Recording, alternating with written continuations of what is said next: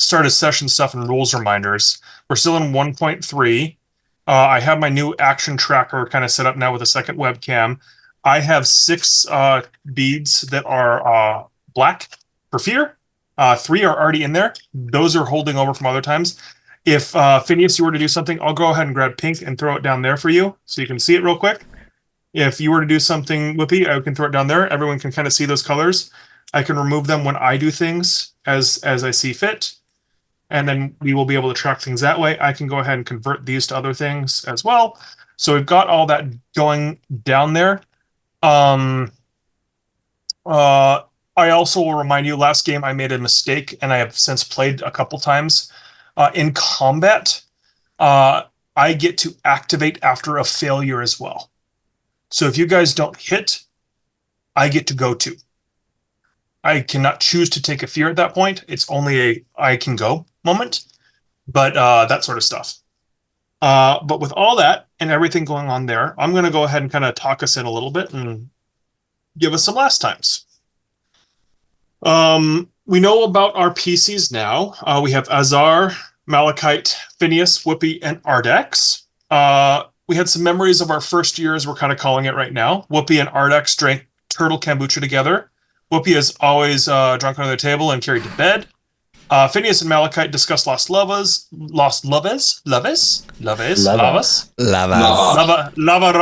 talk about lava. Love, want ya love. Which are their laundromats.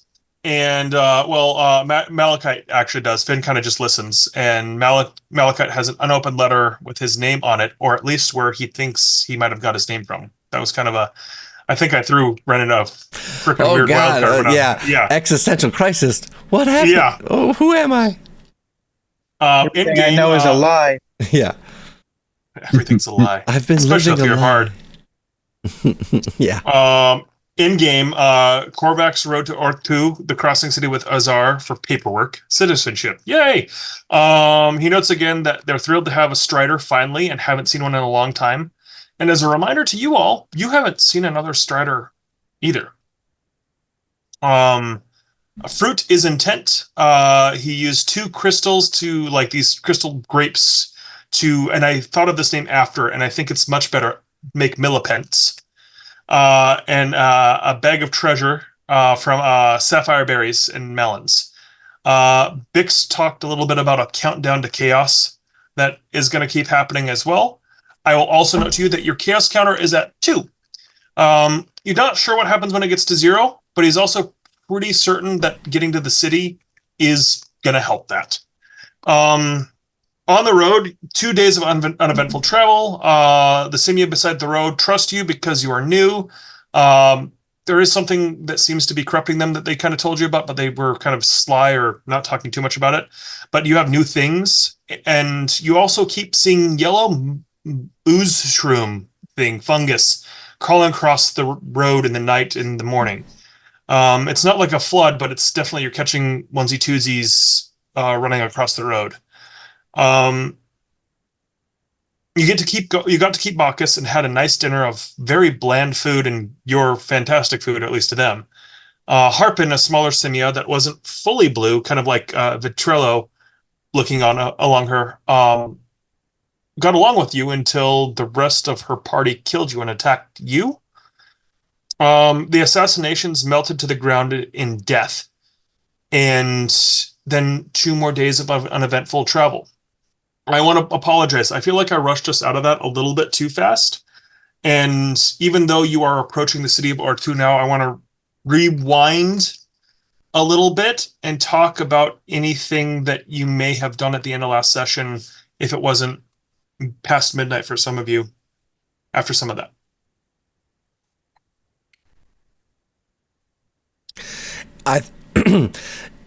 So out of character, it was kind of a shock.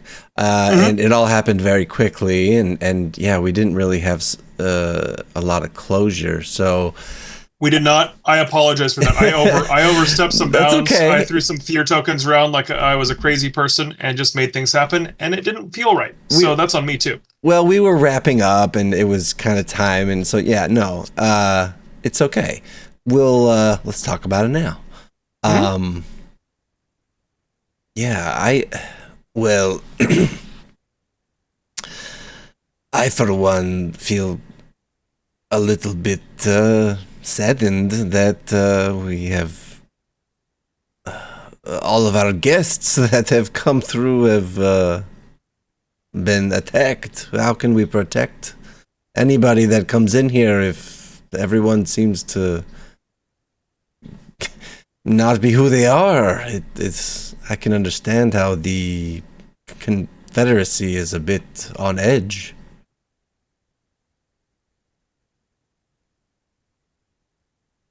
Well, it's hard to know if someone isn't who they say they are until they aren't who they say they are. I'm just happy we responded in time. Sort of.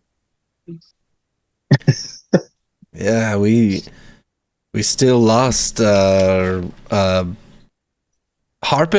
I mean, she is the leader of their community. How it's very tragic.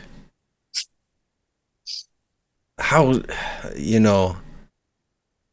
I wonder who will take her spot in the as the role of the matriarch. It seems it's just rather unfortunate. Yeah, this entire keep now, it wasn't a big keep. It's very much more a way stop, a middle ground, if you were. And there is no one here anymore. Harpin was killed by her own people, who, upon your killing of them, kind of disintegrated into this bluish fungal ooze.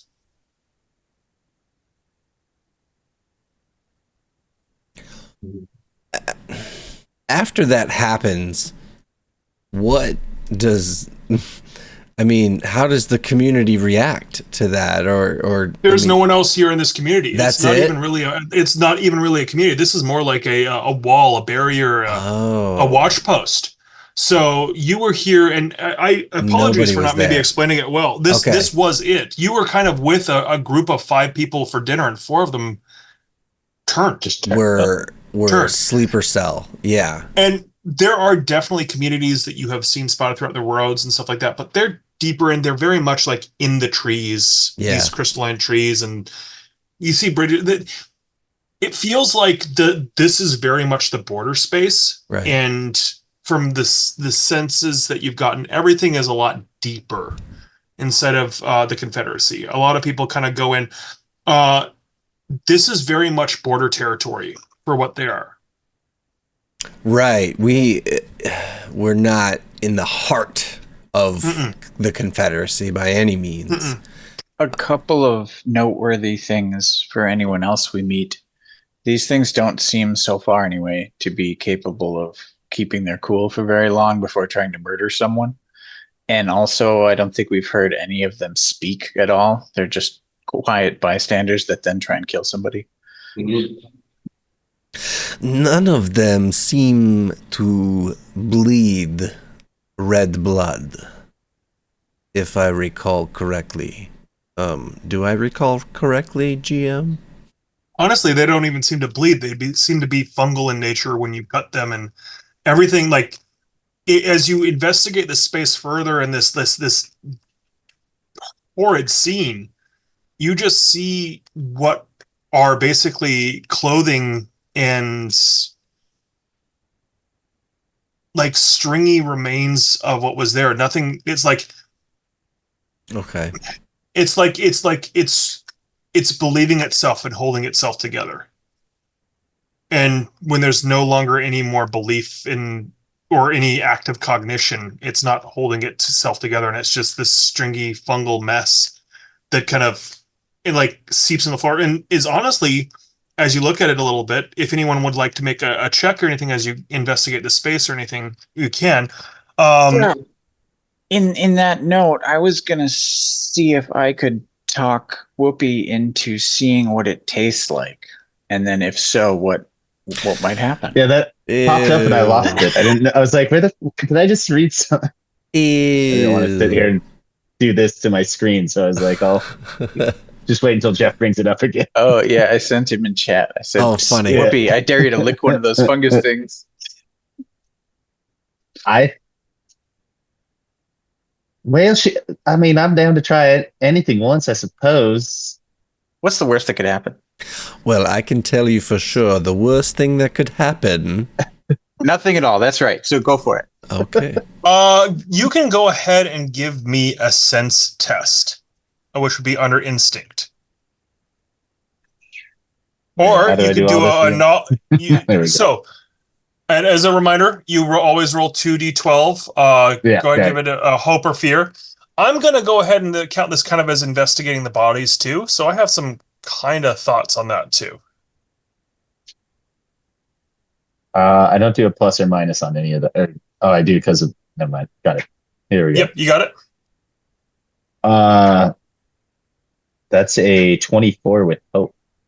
24 with hope. Dang. Wow. So not only will I not throw a fear token in there, you get there and you put it on just the tip of your tongue, and Oh my you God, get he's doing it. like you pull Hey, guys, away check it out. immediately. As soon as it touches that tip of your tongue, you're like, "Oh, this shouldn't touch steel. This shit is pitting." Like it man. is acidic. It is like you like get it out quick, and just brush. And as you're looking down, go ahead and roll a d4 for me real quick. I start like licking the ground. Yeah, you're just Get it off. Just like just Get it off. just a D4 straight. a d4 That's straight. 3. All right, so 3. Go ahead and we're gonna go ahead and say that you guys find 3 handfuls of treasure amongst these folks, and that's 3 handfuls to you, as you can spread it out as you so wish later. I'm gonna give it to Brendan to keep track of. All right, I wrote it To our down. bookkeeper, Brendan. 3 handfuls. Look, Brennan. And then go ahead and search. If you go to your equipment on Demiplane, you should be able to search for equipment. And you should be able to find something called a skeleton key. Wow. Go ahead and put it in your area.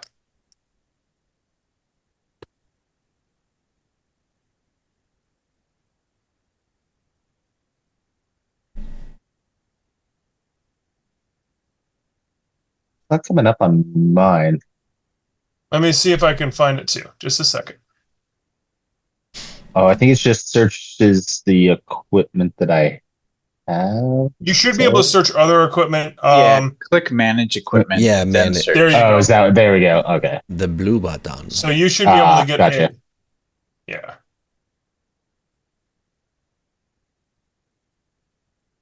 Damn it, now I'm like creating equipment. There we go. So this See, is the it's rule. like I There's tell you, always lick everything. This is the ruling that I'm making right now because there's no like identify or not identify inside of stuff. This is something that I'm giving to you guys because I'm calling this a low, an easier combat. And this is kind of how I'm playing around with their tier system of stuff. This is a tier 0 item, which is aligning with you. If this was a tier 1 item, which is higher than you, it would be a project to identify it, which is something that you'd have to do during long rests or during like downtime when we go between like areas inside the world map or something like that. But because this is something that is of level, this is something that you guys would either already know or we're going to go ahead and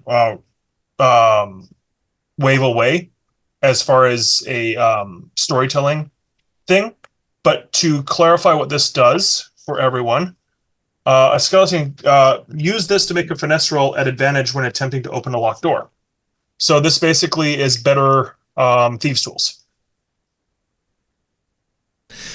Is it Dang, I thought it unlocked Permanent? skeletons.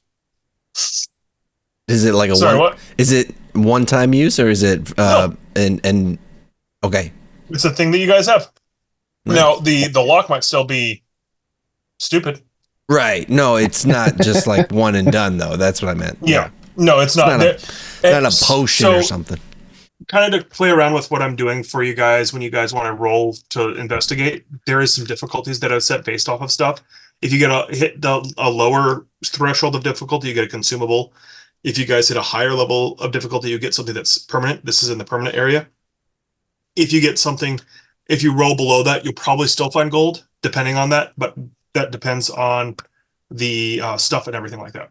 Awesome. Yeah. Like that. Way to go, Ezzy.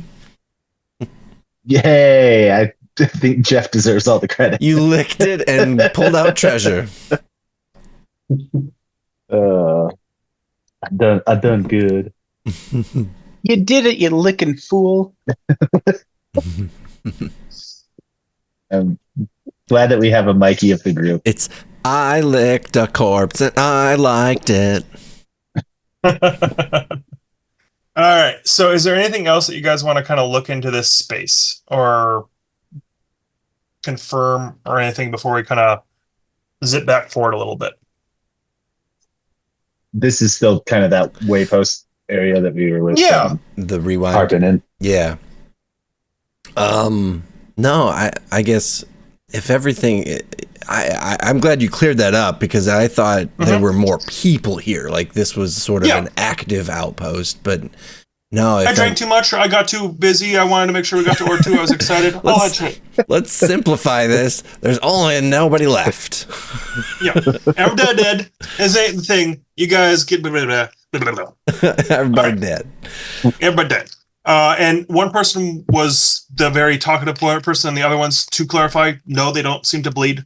No, they aren't talkative. They're not talking, to clarify for you, Jeff, but they are very monosyllabic. They're very out of the way. They're just kind of background characters and trying to be background characters. They're hard to notice. Yeah. They So if blend someone in. acts like that, they're either a mushroom person or a moron. Either way, stab them. Stab them to see if they bleed. Just in case. That's the real trick is do they bleed blood? Do they bleed blood? Make Oh, a good, you're bleeding. security feature. Yeah. There's a little pinprick every time. Perfect way to spread diseases. Yeah, in always. the Everyone fantasy loves world. when the first thing you say when you say hi to them. You want to prick your finger? You want to cut your hand? Very, very good Klingon. Prove energy there. yourself worthy to talk to me. So we've got all that. Is there, before we do anything else there, is there anything else that we want to do there? No, sir. Great.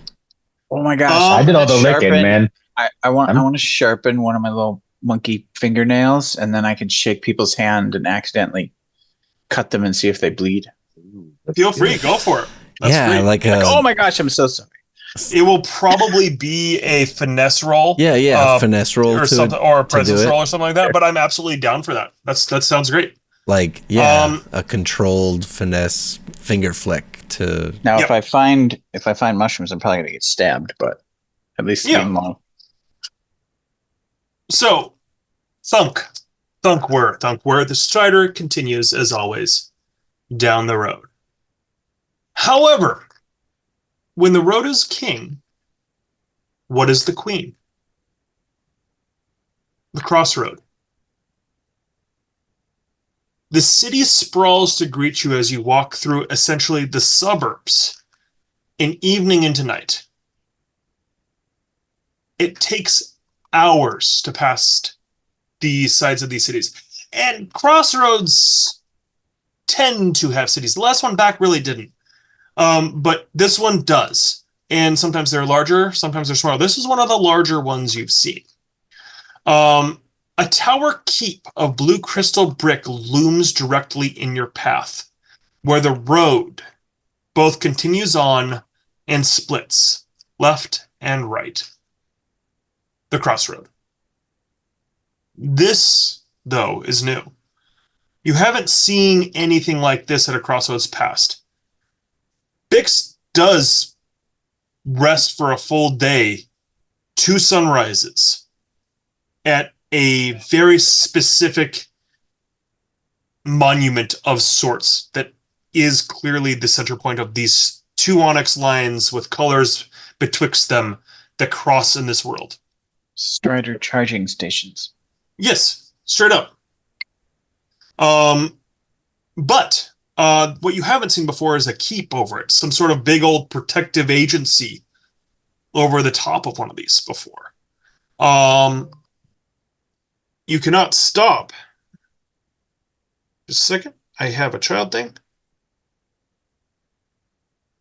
Dead air is worst air. Sorry, I just wanted to turn away from my child. Anyway. I'll play a song. It's okay. I'm good. All good. Basically, there's a cat. Apologize. But this is new. This space is new. This sort of thing in there, and you cannot stop. You will be there soon. And on the balcony, you see Korvax. Yay. Behind him, the best part of the journey. This is what you always wait for. This is the thing you look forward to. New vistas, new locales. To the left, rolling hills of warm-colored tulips, red to yellow and everything between. Above them, bridges that never seem to touch ground, and even higher than that, hot air balloons. The Minotaur that you have started to see with swirling color, warm tattoos clearly come from this space. To the right, meandering marshes and rivers reflect the deep blood-red hues of the bone-white mangrove tree canopies above them. Many small buildings you see slung underneath the roots of these elevated trees, captained by humans, small simia, and daemon. No, they're not buildings underneath these trees, but houseboats. You've seen one drop into the water and another being lifted as attached by water that solidifies and blows away like dust in the wind. From both areas, you see lines forming that coalesce at nearby buildings at the Confederacy side of the crossroads. Lines of daemon, smaller simia, human, and Minotaur and Furbolgian folk. Korvax greets you. Korvax, your companion seems to have done his due diligence days ago, but fallen into a sleep. Is he well? Sometimes he just needs to nap. Yes, this is normal. Nothing to worry about. Well, here's your paperwork for citizenship into the Confederacy. And you just see this overarching, like, legalese. You go through it. It's not hard to tell. It's 2 or 3 pages, but it's a lot of dense text. But you can follow, basically, it's drivel. But you can ignore it based on a decision of your group, but it is clear, being here, you will be protected, especially the Strider. The Strider seems to be very important to the Confederacy. You will always have home and food. You will be paid for every circle. And you will be prosecuted if you stray from this homogeneous life. You are given leave in this space, this tower, this keep of sorts is here. It's tall. You can kind of see the vistas. You kind of look around. And we'll get to some of the things that you may see and some of the things you may do in a second. But after a few hours being here and knowing that you're going to have to be here until tomorrow morning and tomorrow's morning and this evening that it is today, it's going to take a full 24 hours for Bix to recharge at this spot. Oh my God, it's dull. Oh, it's so this whole city is just fully controlled by the Confederacy. That's kind of atypical at these crossroads. It's this intersecting of people, and you do see people out there. You do see other societies in these other two locations, not the glaring waste to the behind and to the left. But god damn, the food is just a blue paste that sure it sustains you, but it's the equivalent of protein shakes every five hours. There's no flavor. There's nothing good about it. There's abundance. You learn quickly that these lines are immigration lines. There's people who want to stay here. You see quickly there are people in this space of the Minotaurian and human and daemon and smaller simia that are in this Vitrilio homogenization of themselves. And you keep hearing hegemony is homogeneous in this whole space. There's a lot of people just talking that way. It's not a cult. It's just fucking boring. And it has everything you need.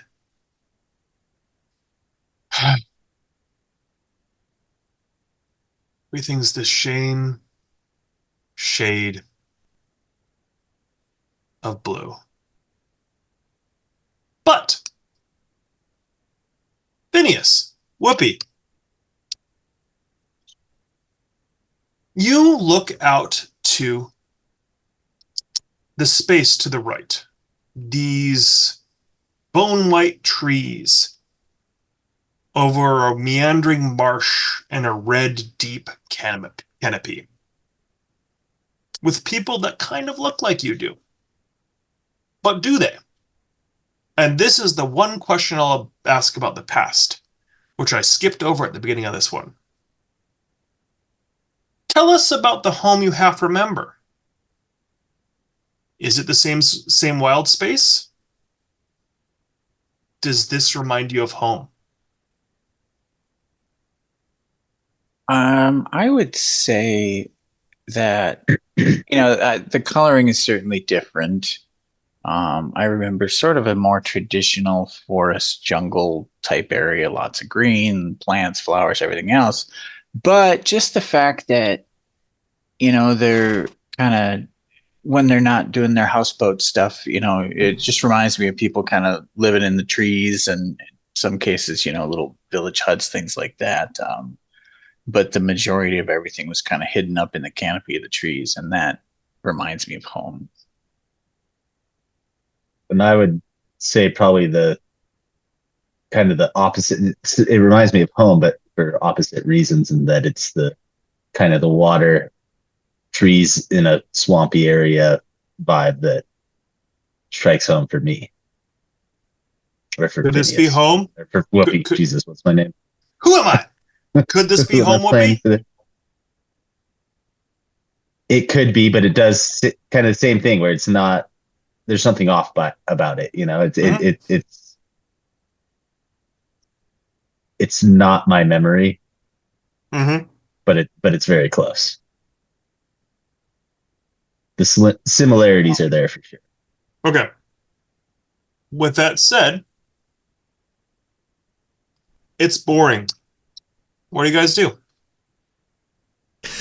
Real quick, I forgot to do this.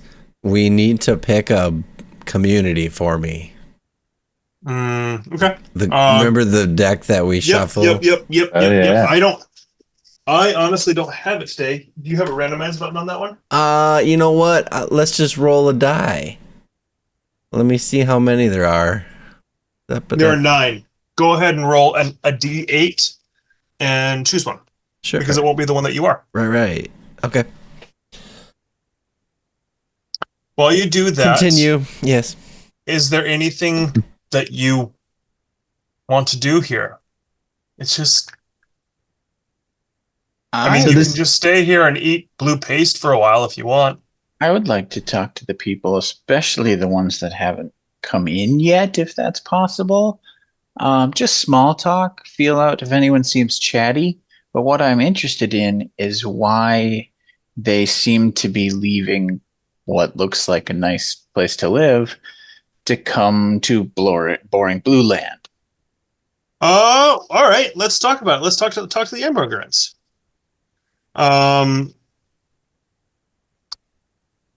What type of person are you looking for? Are you going to talk to the Minotaurs from Tulip Land, or someone that may be from the red overarching space, the red wilds over there? Well, if I must choose, then I think I'm going to talk to Minotaurs because their place looks especially nice. And, why downgrade your color palette like that?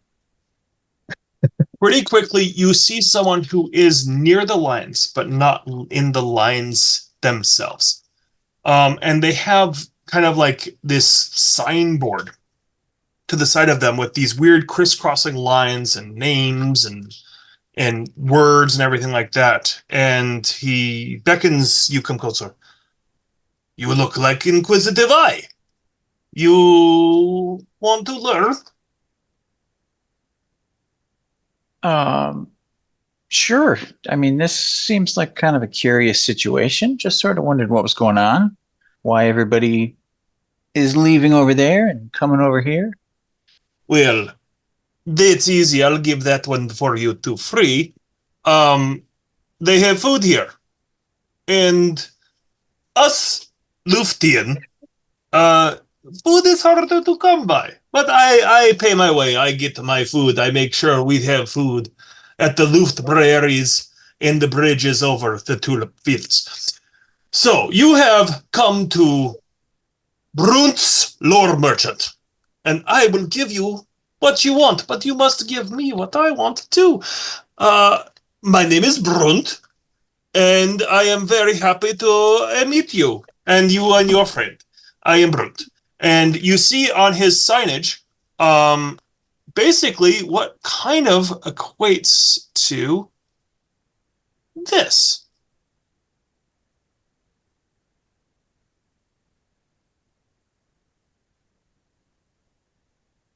And it doesn't take much understanding to realize this is a map of the local area.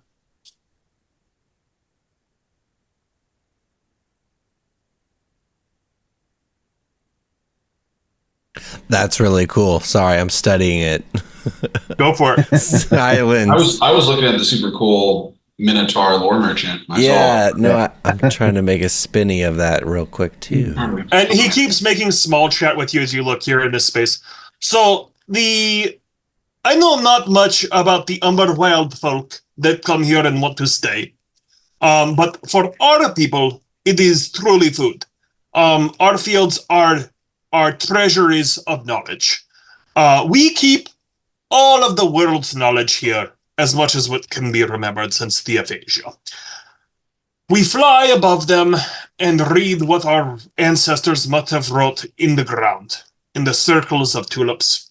We keep them on ourselves and transfer them for people who need them. So, I am definitely here for food. That's easy.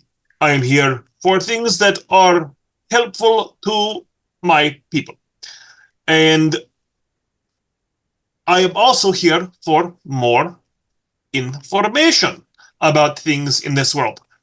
Now, I'm not gonna get away with you guys telling me all about this world that you walked down, and I've seen what you came in. I trek. I watch. So, I know you may have information for me that I may add to my tulip fields, my crop circles, as they will, and learn more and keep more. So, I will tell you one thing about this space, and please be patient. Things do not come to you immediately. I will give you what I know, but I will not remember what I know when I tell you. Now, that said, I will not take any of the clay from the Brasalg, and I will not take any silver from the Confederacy.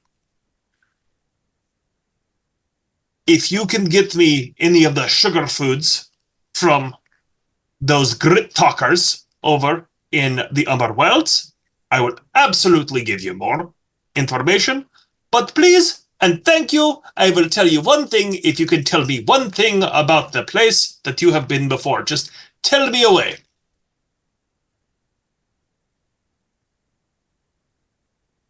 And I can slow down on anything I just said too. I just threw some lore at you guys, so. Okay, so this dude is a lore merchant from Luuft, correct? Right? And it's like a wizardish learned society of minotaurs, right? And then the Umber Wilde, is that the swamplands with the tree houses? That's that you would catch that pretty quickly. That is those very not magnolia. What's the word I used earlier? Mangrove? Sorry, I wrote it. Mangrove, very mangrovey forest across a marshy land of red canopies and white bone oak trees. Cool. And they won't. What is it? He wants fruit. He wants some. He wants food. He'll barter for food. Sugar. Yeah, he like wants sugar food. The sugar food, but any food is worthwhile. That's the sort of thing. And he'll also take a story. He wants to increase their knowledge, but he understands that the most important thing is just getting a feast, really. Something that he can feed his people with. We do not cultivate our own lands. We do not sully ourselves with the production of food. Our fields, our lands are more importantly the script of the world.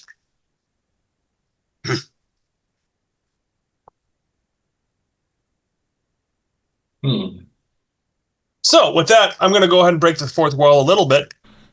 If anyone wants to tell me a story of a place that you've been before, one of the most amazing places that happened in the last 300 days, I'll tell you a little bit about something. Ooh, what about the frozen tundra that had a constant blizzard? Okay, I'm listening. Those were some hard days on the road. It was whiteout conditions. It was. We slowed to a crawl. I remember chipping ice off the legs of the strider. Mounds of snow, so high. We had so much. The strider had very hard time walking through it.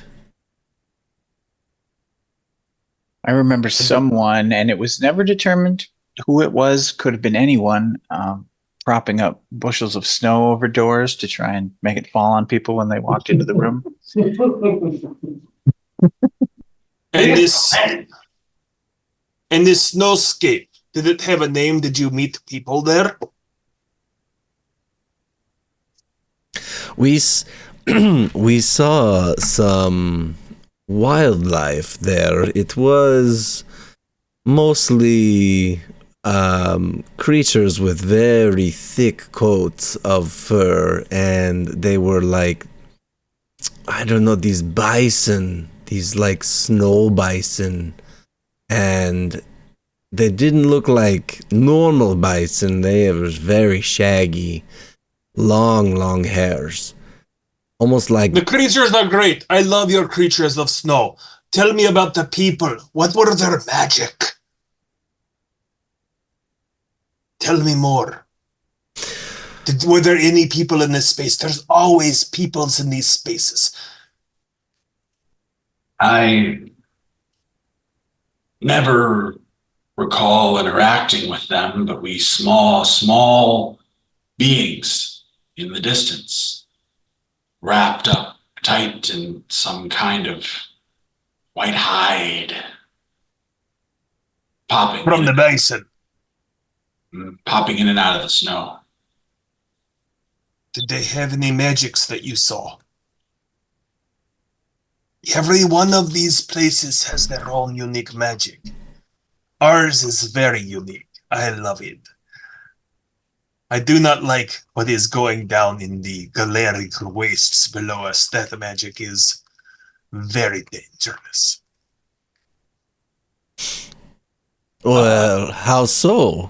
What makes the magic dangerous? Is that what you want to learn about, or are you done talking? This is the thing that you want to learn about, or do you want to learn about another place? I see how this works. No, you may tease us with other nuggets, but what else do you know that we might be I don't believe the interested story in? is complete. I ask for as much as you could give me. What was the magics of this wasteland of white? I don't recall anything flashy, but sometimes they seem to vanish, the small figures in the distance, as if they were snow themselves. Do you believe invisibility is their thing?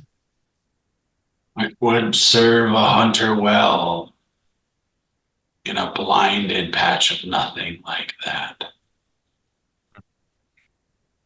How many days passed?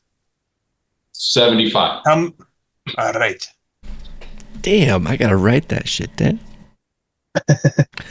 As the So, lore my master. So, my friends, this is important now. This is an important moment. Who gets the dream of the tulips? And what is the dream about?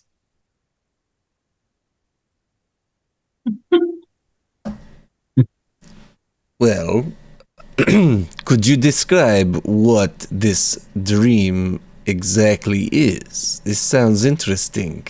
I will give you that one for free. This is fine.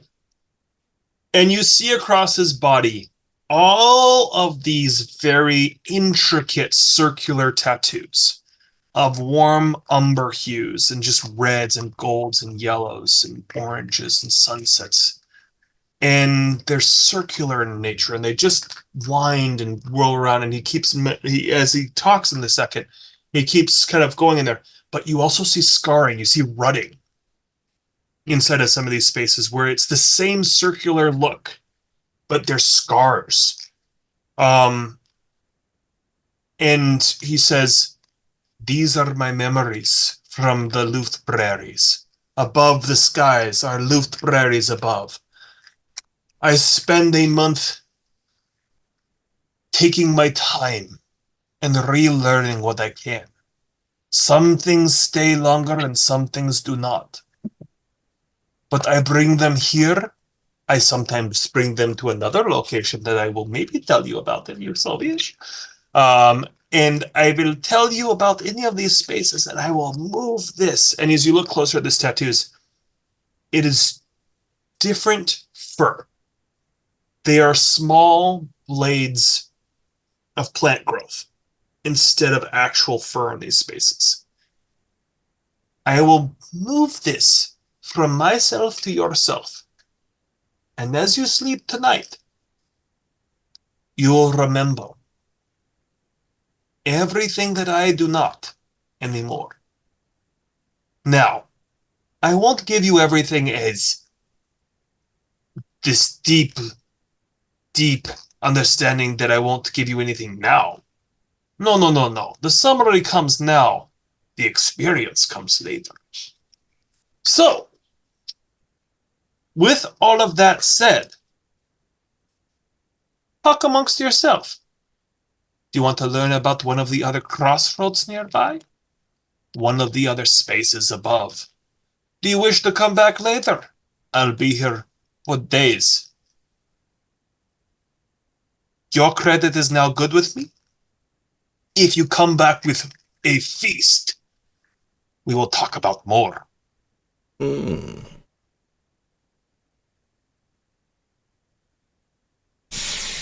Well, So, a couple of things. Are we sure this guy's not just trying to sell us Minotaur opium?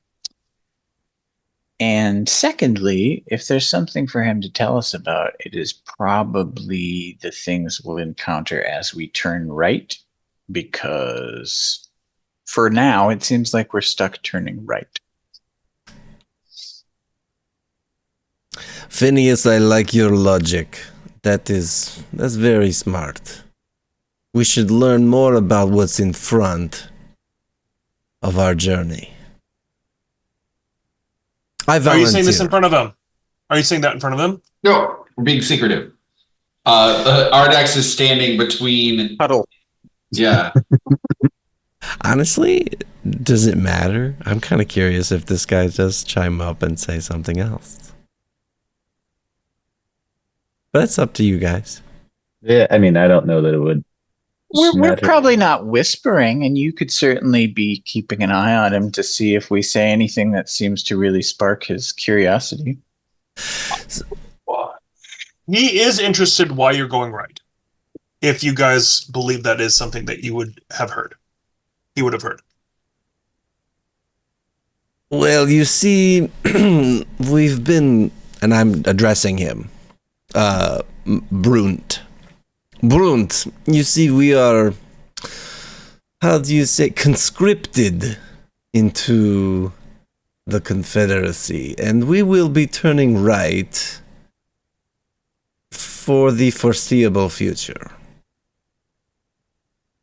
So it is in our best interest to learn something about what lies ahead.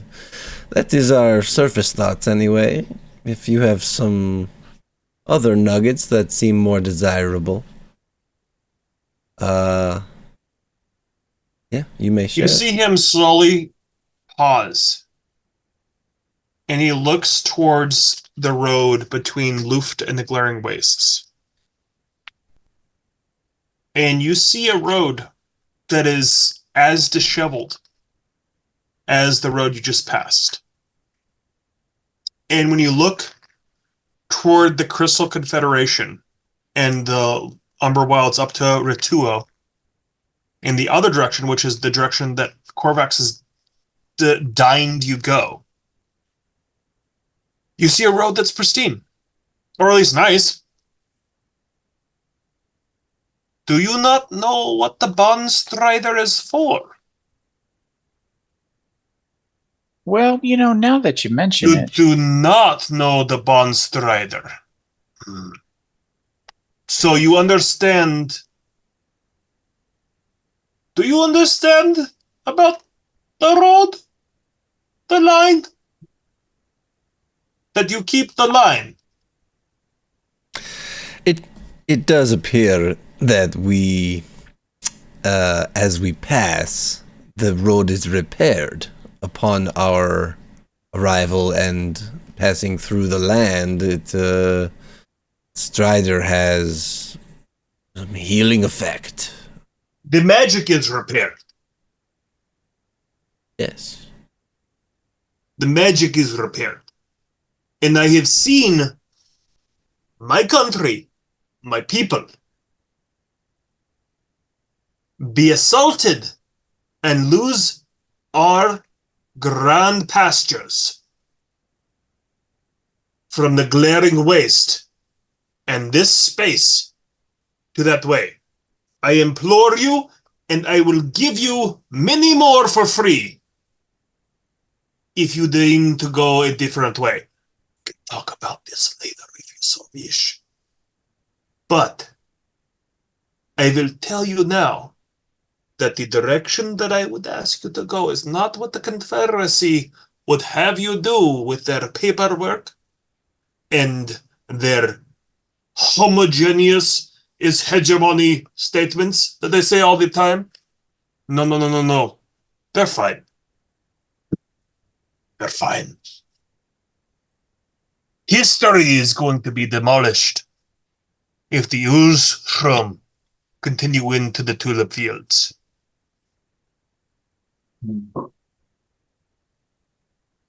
Why? Well, what? It seems that the ooze shrooms are very destructive. We've been witness to, tragedy has occurred in our Strider at the hands of these ooze shrooms. So, I would send to you and the Opus Pastures of our folk are much more important than what is down the right way. And there. Now, I will be very clear about my opinion about this matter. I believe every line is important. Every road is important. We are here in our spaces and we meet in these places to learn, to commerce. But I will tell you that that road does not need help. The road you passed did, and I appreciate the help you gave them. But the road that they are asking you to walk down does not need anything today. Could I do? No, I don't. I can't do any. I don't. You can. I mean, so I'm gonna kind of go settle Ardax's mind in a particular place of someone who's like, oh yeah, like you don't need to do that. You need to do this over here, right? And trying to pass off their argument as like the common good, right, or like the greater good. And I feel like Ardax is very suspicious of that idea. Like he can't recall details why, but I would like to sense check this person here, and I would like to add my battle forged experience because I feel like Ardax, he may not remember the details, but he's been there in those conversations between taking particular charges in some places rather than others. And your instinct is trying to see if he's telling you bullshit. It's not bullshit. Is he masquerading the greater good, or is he masquerading his own like selfish perspective as the greater good? Yeah. Go ahead and roll that. All right. I mean, have you seen the glaring wastes? I know. Just trying to. Rex wants to do something useful here. So just gonna do that. Roll some duality dice. Hey, it's gonna be 11 with hope. 11 with hope. Go ahead and take your hope back from that. This one's a pretty easy read on this one. I would have set this at difficulty, honestly, 10 on this one. This is someone who believes what he believes. Okay. This is he is Luuftian. He is true Luuftian, and you're seeing a lot of people that are immigrating in this space. And to get the gabber and gather and stuff like that, there are minotaurs in these lines that are close to this keep in the center here that are very much talking about why do we care about the knowledge if we can't eat to spread it? Mm-hmm. We can always figure this out later. This is absurd that this has been going on for hundreds of days. And I don't remember who I am. I at least need to remember how to eat. Why do we care about what this is? This is a true believer. Okay. And in his opinion, the Library of Alexandria is burning. Or at least kindling. I had some characters who would care. Yep. I don't think Ardax cared. So that was pitch at Trevor, not Ardax. But he's a true believer. Yeah. Yeah. So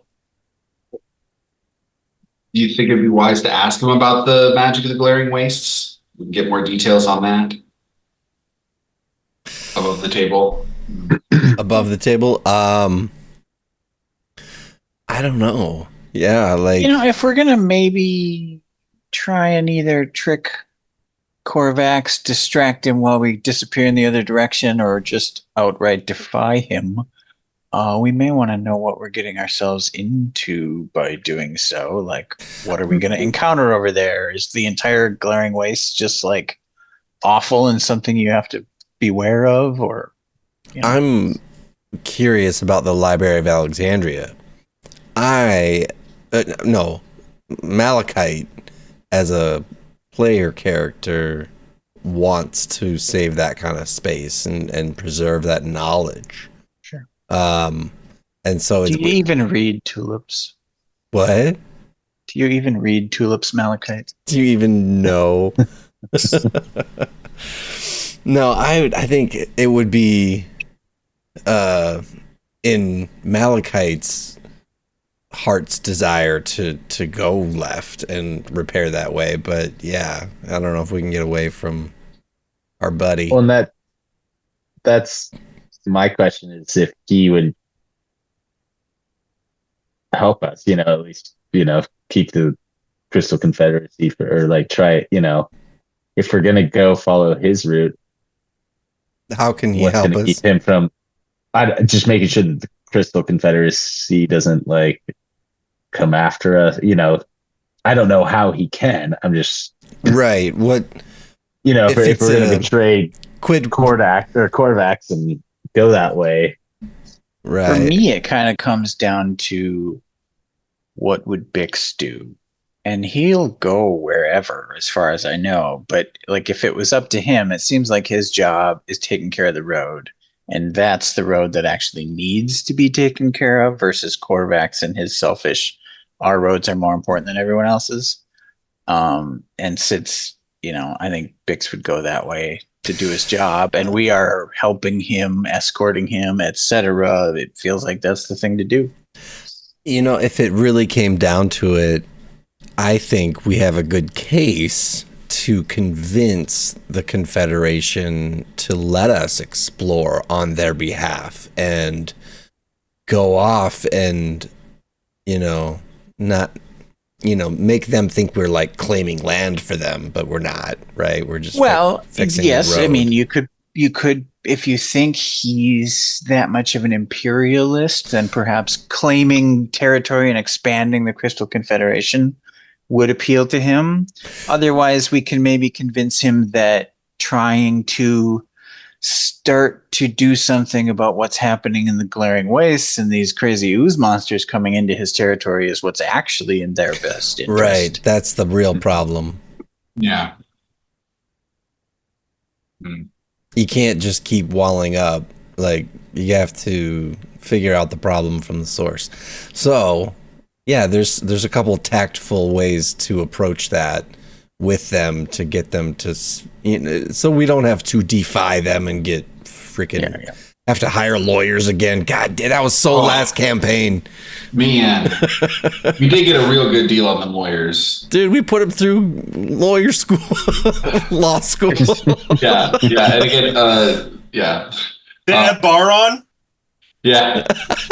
Yeah, Jeff, last campaign we got arrested and we were able to get out on bail, and we sent 3 like law students on our behalf, and like the 3 of them together was like a super badass lawyer. I had to do this weird side campaign where like every like 5 sessions I had to bring up something and like roll something, and I didn't tell them what that meant. And then like later, like after they finally got back to the big city, they got a whole missive of like what happened. Yeah. And Trevor Brennan was so worried about it the entire time because it was so tied to their characters. I can't remember who, but you guys kept like bringing up, are we gonna like well, it was Trevor's grandma. Anyway. Yeah. It was big deal. So, do you keep needing, or do you come back with more food and get more information? Your question, your answer. I'm here for days. No worries. Is Bix still making food in our Strider? He is. He absolutely is. Yeah. So let's go get him. Why don't you? Let's go make some why don't eggs you come and join bacon. us for breakfast in our Strider? Yeah. Well, I guess. No. Would you be allowed to join us? No, you understand. I need to bring food back to my people. Okay. This isn't just me. I understand. I'm sorry. There are the grit talkers in the Umber Wilds are definitely people who can help you bring food. If you so wish to bring me food from whatever your bond strider has, yes, this is fine by me. Above the table, you can skip dinner. Go ahead and take 2 stress each of you. That's a feast enough for him. Go ahead and take 2 stress each of you. Do you guys want to do that? Fine by me. But I Would mean, that this get guy us- still owes us Yeah, that an get us answer, You get one- right? you- And then we just want to maybe get more information. right. You can get Yeah. second information before bedtime tonight, basically. If you give him your dinner tonight. He will not accept the schlop that comes out of the blue, everything is blue Abadai Korvax Confederacy. Blue Nor would milk. I. But maybe tonight we could put up with it. I mean, that's going to cause a stress in its own right. Sweet.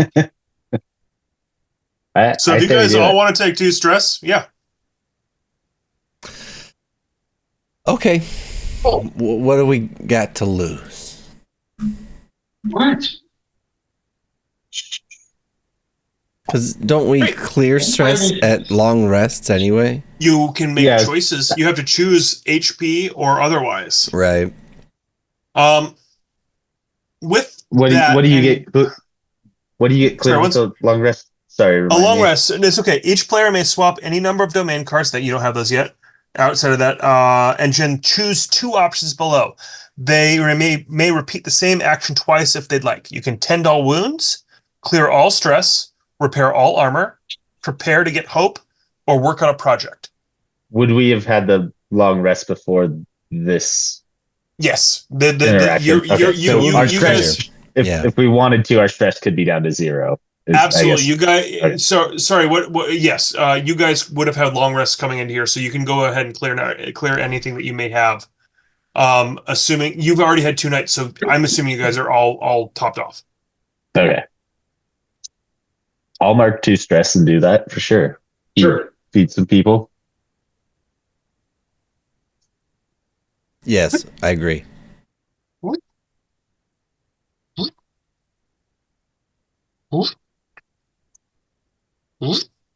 Slowly but surely, coming down the northward road, let's call it right now, the road between Luuft and the Umber Wilds, a massive glass and brass automaton comes centrally down the street. It ticks. It talks.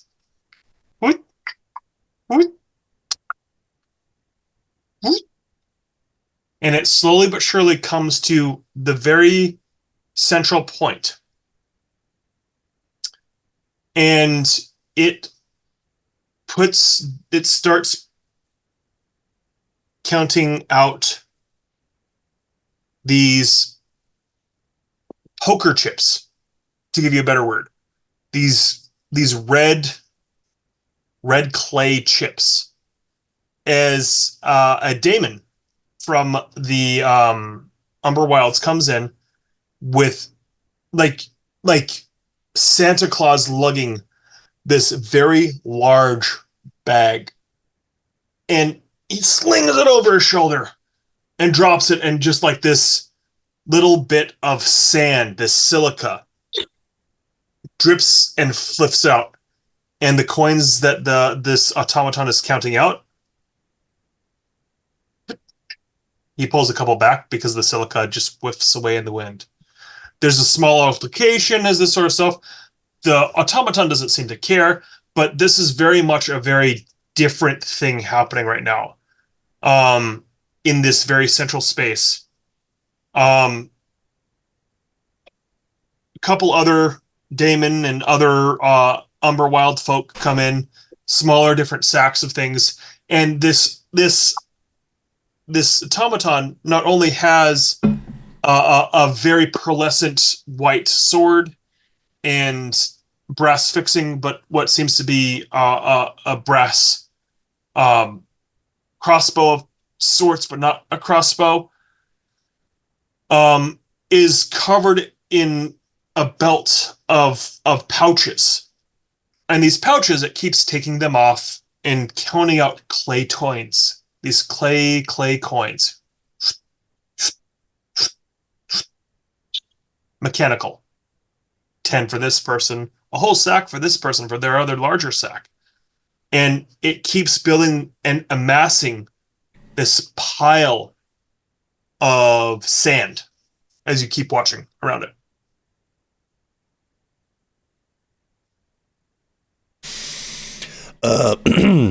Brunt. We're still with Brunt. Yeah. What do you call that thing? Do you want to know about Brasalk? Well, Is this your choice? no. I want you to tell me what its name is, and that would I've already gotten that from you. Thank you. That is a tick. If you want to learn more about the ticks and Brasalk, you have 2 credits with me. I thought it was, what was the name? Press what? Brass Elk. That is what, and he just starts stabbing at his little sideboard at that brass location that you see up there. I'll point it out to you just a second. Yeah, brass, Alad City, Shimmer. Yeah, he like hard stabs at that on his little sideboard. They are from Brass Elk.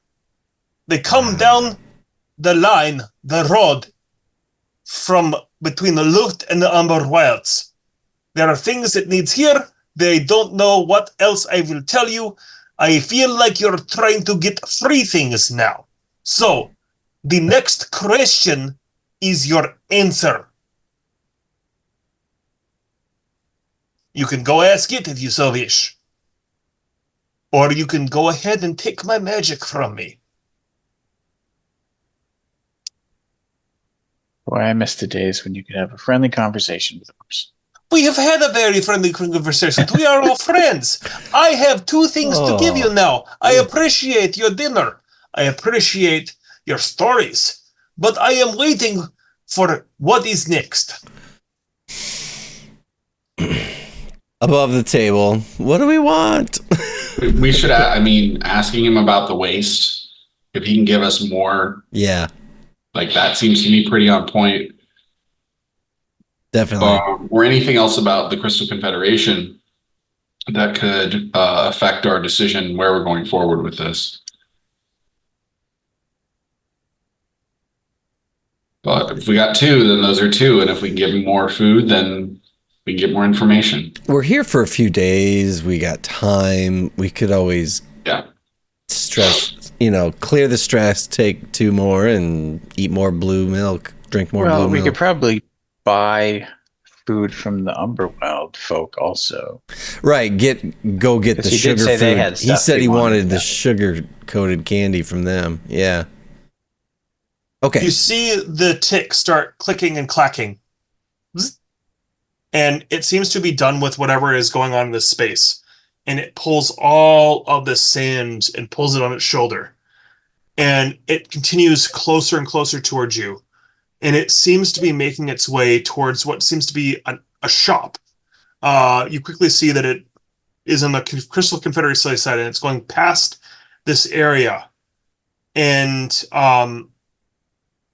it is moving towards, it looks like it's called Crystal Curios. But it stops. And its head rotates. Ardex. It looks straight at your lapel pin upon your pauldron. And it changes direction. And it comes closer and closer and closer and closer. And one hand starts reaching for that lapel pin as another hand starts pulling out these clay coins and start shifting. It's counting.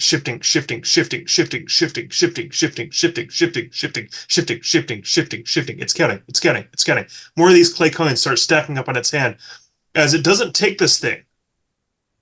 But it just the counting is like a broken slot machine. Yeah, it's a broken slot machine. I got one for you. I went to a friend's kid's skate party for his 10th birthday on Sunday, and the kid did a little prize wheel and got the 1,000 tickets Oh, came out of it, and we're sitting Yeah. for like a good That. 10 minutes. Oh man, he can get just 4 pukes pencil tickets. erasers. Yeah. Just like he was just losing his mind. So that I know exactly that. Yeah. It just and it just is it doesn't seem to talk. It doesn't seem to do anything. It just is like Right. it's uncomfortably like in your bubble space. It has not grabbed or anything like that. But it is just continuing to count out these coins.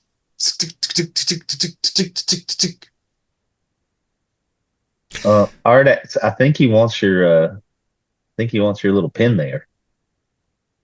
And I think you're rich. Now, he wants to buy the pin? Seems like it. I mean, you could read that pretty easily. If nothing else, if you feel like it's a thing you could part with, those Umber Wilde folks seem to like the coins he's got a lot.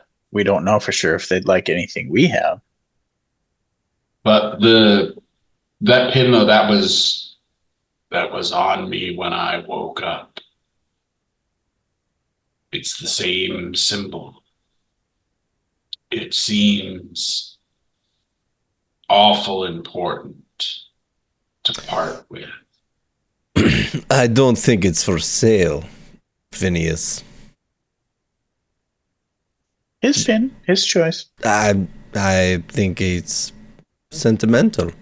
Tick, tick, tick, tick. The ticking stops.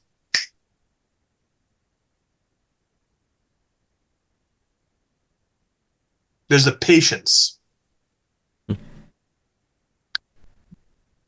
I don't think he wants to sell it, my man. I appreciate the interest, friend. It looks at the coins. They start like going across its knuckles, and it starts going into its pockets, stuff like that. I'm gonna go ahead and spend a fear, and it's gonna attack you. We are moving into Okay. Sweet. combat. Did I get I'm getting mugged right now? Like that's Yeah. Hey, that's awful Well, nice jacket. I mean, you're getting reversed. I don't know. I don't know if I'd call it a mugging. He's giving you. He's shoving He money was going at to give you, you. and then was going going to to steal give you- something yeah. from you. Like I- part of me metagaming, I'm not go giving you ahead. a quest item, son. Like that's a recipe for disaster. Go ahead and put your folks around where you think they are inside of this space, and then I will set up my stuff. Okay. But you're learning a little bit about the 3 directions that may come after this. Corvax and his requirement. Luuft's Burning Library. And what the fuck is Bresalg? Aggressive capitalism. I'm going Is to this? rally the party since we're going into initiative. Great. And what I say is step back. This is not for sale. You are messing with the wrong group. We are more formidable than you think. And I kind of, more of like an intimidating, don't fuck with us, Yeah. And I know you guys can that's pull- not going to change his mind. I'm just rallying. But that means everyone has a D6 that they Yeah, can use yeah. whatever. That's the rally dice that we talked about before. So I'll grab you guys and pull you out to Where are we? We're on the road. The golden Is this? red road. Yeah. I don't see me on. Sorry, there. I'm see putting Arda. it, Oh, okay. I put you guys in the GM layer, sorry. There we are. You also, so you guys can grab your own characters too as we go into some of these spaces if you want to. But I just put you guys where do you guys think you guys would start, and put yourself where you need to as well. I see 2 whoopies. Well, that's my own fault. Oh, okay. Oh, great! There's an evil whoopee. This is the Spider-Verse. The whoopee verse. There's a whoopy bronze berg coming at us. All right, you guys see everything now? Yeah. Yeah, I still see. Oh no, I don't see two whoopies. I just have bad eyes. There we go. Are we saying so? Is this the road? The Yes. red and the There will be a orange lot. there? There will be a lot of me putting very bland colors to make the road inside this game. No. But Luuft is to the left. The Umber Wilds are to the right, and basically the tower is down south. You're not far from it. One thing we do not see is an enemy. I know you don't. Okay, good. I do see two Phineases. Phineas. I deleted one, I think. Oh, very I nice. see none now. Oh, there's our dude. Do you not see a Phineas at all? I see one. Yeah, Oh, right there. All right, so there's our dude. There's our guy. And it went ahead and attacked you first. Let me go ahead and pull up my adversaries real quick. Get there. And Brute's still right next to us. Brute is more or less, but he's stepped off. There are definitely lines in this area that are like shifting out of this space as this thing happens. This is a momentary moment, but this is, yeah. Where it goes, people make way. Yeah. Or come to buy their clay coins, which isn't gold. Exchange sort of thing. Yeah. This thing, if anything, you see people not understanding why this thing is attacking, to be honest. Right. Right. Passive. All right, let me go ahead and make sure I have this all right. Apologies. This guy has that many. I need to be ready for HP, and I need to be ready for stress. I'm trying to do more stuff with hands because it's fun. Right. Yeah, hand stuff. This thing, and basically this glass and brass runics thing, it pulls out its sword and it like whips it around twice, and the sword itself, like the brass seems to patina as it starts moving like faster, like it moves unhumanly fast. I'm gonna go ahead and mark a stress to overload. Sorry, I need a hit first. I apologize. Let's see if it hits. Okay.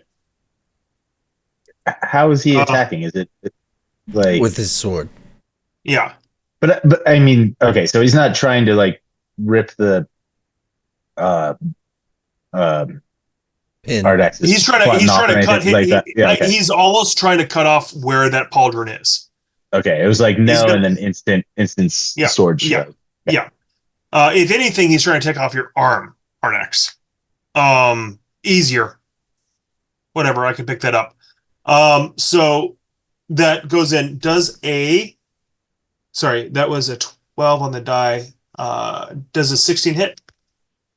Okay, now that's got to get over my evasion, right? Correct. Okay, and if it gets over my evasion, it hits no matter what. Is that correct? Correct. Now, there's going to be damage that comes after that fact. I mean, okay. Now, okay. No, you don't know what the damage is. Right. But I have marked an overload, which is basically marking a stress on this guy to do even more damage. And that is 11 plus 10 for his overload is 21 physical damage. All right. I'm going to mark an armor slot, and I'm going to take a stress as well to reduce that by 12. Okay. So that's going to be down to what? 11? Yes, 11 damage. Sorry, he was at. That was 21. So how much did you take? How much did you remove it by? I reduced it by 12, so it's 2 armor slots for 2. That would be down to 9. To 9, so that's not even my major damage threshold, but it does hit me for an HP, and I'm going to use my retaliation ability. I took damage from a creature. I'm going to mark a stress, and I'm going to whack him back. Immediately deal weapon damage. So he comes up to try to cut me, and I kind of shift my shoulder a little bit, and I had my maul down with the point facing out, and I'm just gonna whip it right up into his robot nads. Yeah. It's gonna be 7 or 10 damage total. 10 damage total to it. It is all right.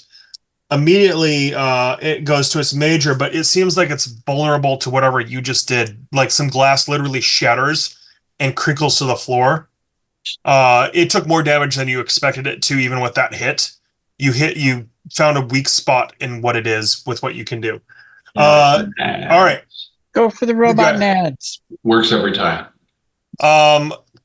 I am going to go ahead and spend another fear that I've been building up to take another turn. And I'm going to go ahead and spend another fear to buy 2 actions. I'm going to spend one of those actions, which I should have spent the other action earlier.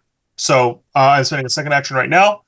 I am now out of fear and actions, just so everyone's on the same page. I should have spent that. Just to clarify for everyone, I spent to fear to start this. I don't think I need to, but I like to. I like the idea that you guys can see fear, and if I just spend fear, that means I feel comfortable starting a big old fucking fight.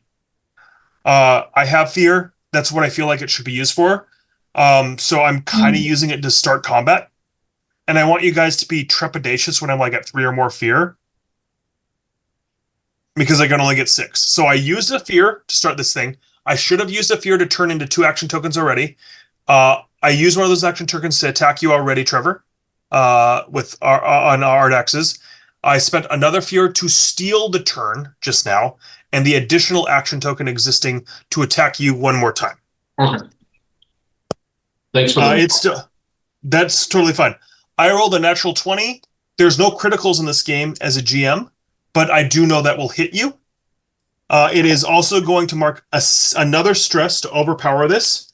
It's trying to take off your arm. There is no ifs, ands, or buts. It's going to try to do this. So whatever this is plus 10. That is 15, 18, 28 damage coming for you physically. 28 damage. I'm going to mark 2 armor slots. So this thing's sword comes in, you lean your pauldron in, and it just digs in. The token doesn't come off, but the back of it just like gashes that pauldron that you keep everything on, that you just lean into it. So how much does that reduce it by? It reduced it down to, you said 28, reduced by 12, so it's down to 14. That hits my major threshold down 2 HP. This is hard. So you feel that hit. You're bloodied now. This is a hard start to this fight. This thing is coming at you, and it wants what you have, and it will take it. So with that said, I am no longer... See my little action tracker here? See how I ain't not got no fear, no actions? I can't do nothing. I would like to throw my returning blade at this thing. You do not hit my friend. I'll throw a yellow token in there. Oh, that's a 5 with fear. 5 with fear. Well, wait, what's my modifier? It's not even that good. What? Don't I have a modifier when I attack? +1. So. +1. No. 6. I'm gonna go ahead and take the initiative back right now. I'm gonna throw this away that you just gave me. It is gonna go ahead and so you did stuff to it. It's gonna go ahead and back up. I chucked my knife at it and it clanks off and misses, and I recall it. Yeah. So it's gonna go ahead and kind of reposition itself right here, and then shift through this area. Oh, we're all gonna die. So all of you guys, it definitely stops right next to you, Malachite. Yep. As it continues that space. But let me go ahead and count this out so we're all on the same page. We're gonna wait. Let's see if I can. I don't feel like I can do that. Sorry. It is only going to do this. Sorry, Malachite, you're great. Oh, yeah. It does not have enough. It's going to go ahead and go through like this more so. Okay. And get everyone. And so Phineas, Whoopi, and Ardax, this is all at you. This is at 6. Oh, I rolled a natural 1. Does anyone... I had 7 to hit. 7 to hit. Doesn't hit me. Not me. That hits me. It hits you. Okay, so it plows through all of you. The only one that it actually does do damage to is our good friend Ardax.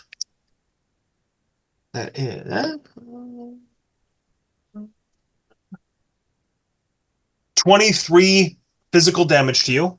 23 physical damage.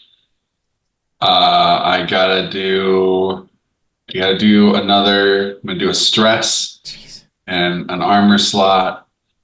So that's gonna reduce it by 12. So that would be down to, what was it? 20. It was 23, so that'll bring you down to 11. 11 major threshold. I have 1 HP remaining. So so Ardax is just bleeding profusely from this wound that caught. This dude he's a turtle. He's made of metal.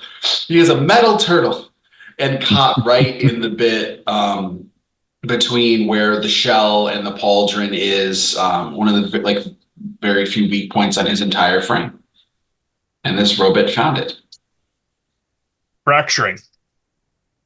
Whose turn is it next? Ardax? So- Go ahead. If he rushes through like that, I assume I'm behind him now. He's definitely looking a little bit more this way. He hasn't done much, so go ahead and go, Finn. Okay, I would like to mark a stress to become hidden.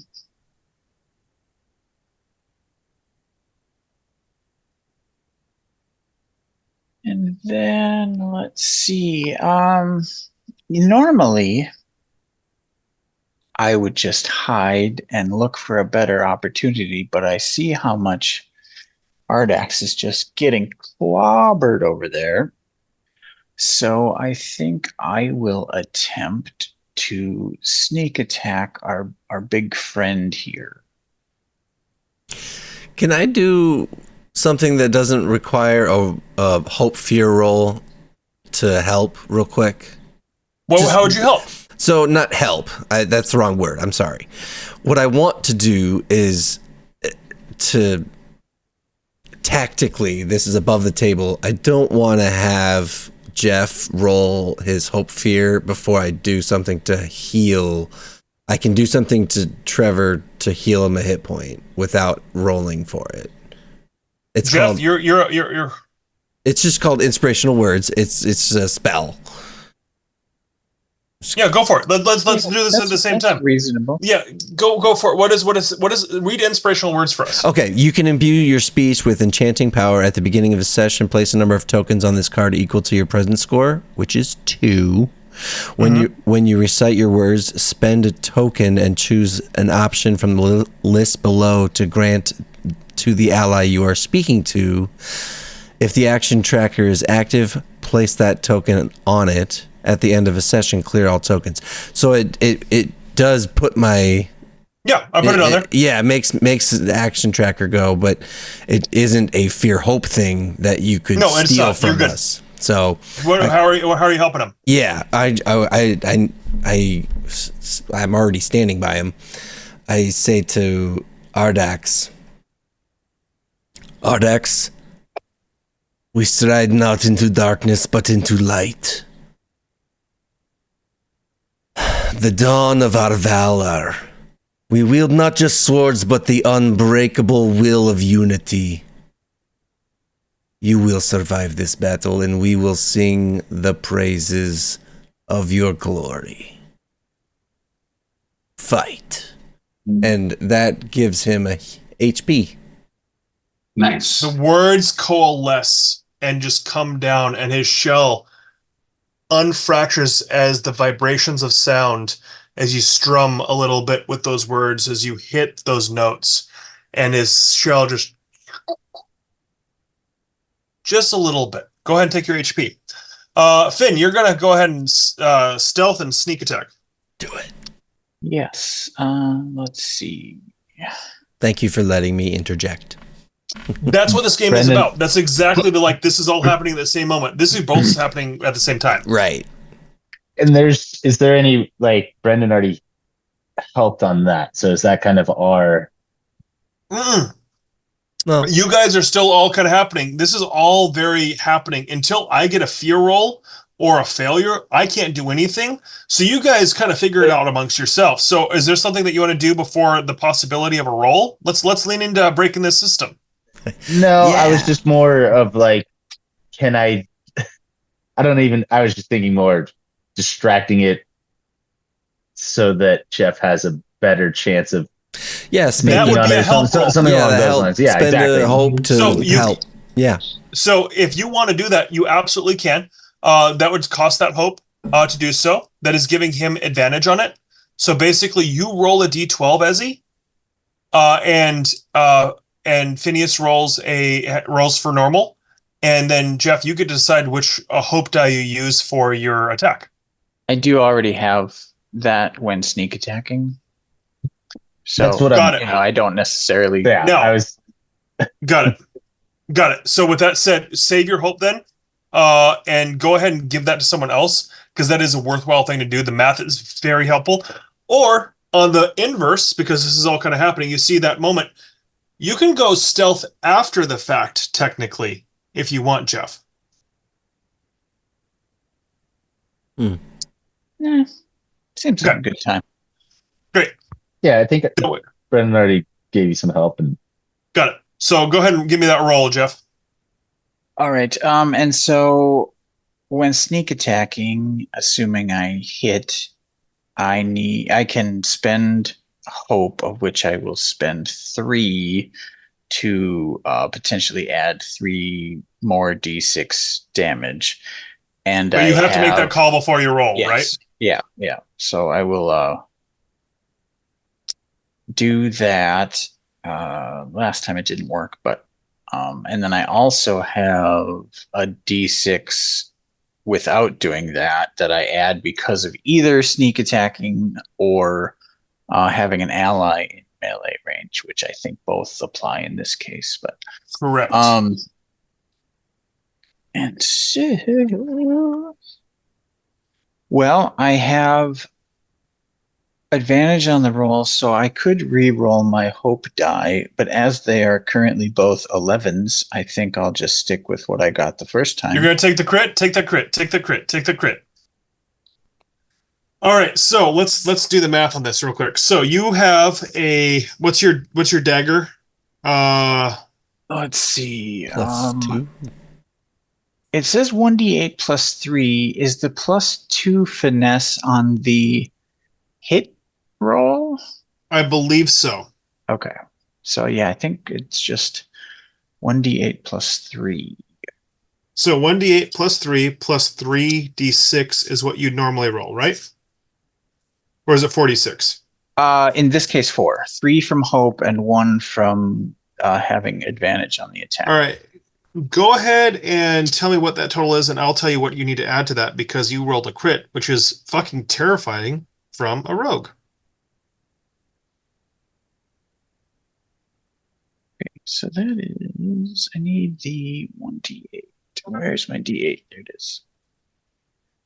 Okay, so that is a 5 plus 3 is 8 plus 1, 2, 3, 4, 10 plus 17 from the d6s. So 25. 25 plus 35 because you get a max of your d8 as well and a max of your 2d6s and your plus. Sorry, it's not 35. It's technically 32. So plus 32 because all of your dice get added again as max damage when you crit. You clear a stress and you gain a hope. So you have, I believe, hit. Sorry, what was your number again? 32 plus 25. 30. You have hit 57 as a level 1 rogue on this thing. Describe how this looks. That goes past the severe. This goes into massive damage. And for my adversaries, I'm using massive damage rolls, which means that if you double their severe, which you have, that is 4 HP. Tell me what it looks like. You go in there hard. Yeah, so Phineas, disappears in the commotion and then just springs from the shadows at the, I guess, tenderized robot nads. Just getting in there with both daggers and connects. And going into those glass balls, just they shatter. Glass nut balls. Yeah, this thing is very susceptible to whatever. Like, these are physical attacks coming at it, and you're just going in there and you're just hitting the glass at the right spot, and it's cracking, it's shattering. Half of what this thing is glass, and most of that glass is guard. It's becoming this framework of barely functioning brass automatation. It's still not my turn. You guys are still up. I'm gonna spend a stress and go beast mode, beast form, Yep. pack predator. Because I think I get fuck shit up more. Yeah, because I get an additional D8 if I hit something that someone else just hit. And then I think I want to unleash chaos on these glass nards. Okay, so I want you to look at your beast form. You do not get access to your domain cards anymore. Is the Unleash Chaos one of your domain cards? Oh shit!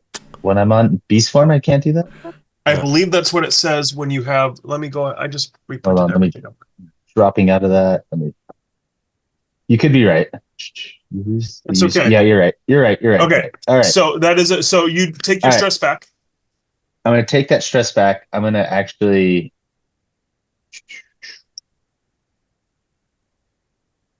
I'll make sure to have a printout of everything that you guys are too, just so I can always look at it. In that case, I'm going to spend a stress to do one of my Warden of the Elements. Okay. And I'm going to go with fire, which if it attacks me, it takes damage. Okay. And then I'm going to unleash chaos on it. All right. Can you read me the Warden of the Elements? Do we need to do 2 tokens for you or 1? Oh, hold on, where'd they go? Mark a stress to embody the elemental spirit below. The embodiment lasts until you take severe damage or until your next short rest. It can overlap with beast form. And then when an enemy in melee range deals damage to you, they take. Okay. That is a free thing. Absolutely. So I want you to make sure you track that you still have that embodiment of fear. No matter what. Until severe or next short rest?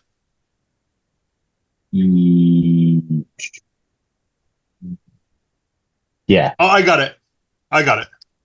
Go ahead and do your Unleash Chaos.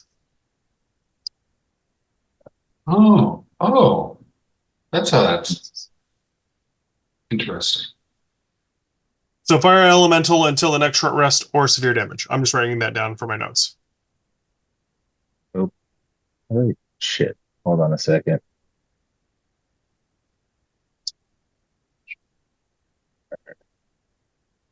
Motherfucker. It's a 15 with fear. 15 with fear. Okay. 15 with fear does hit. My damage roll.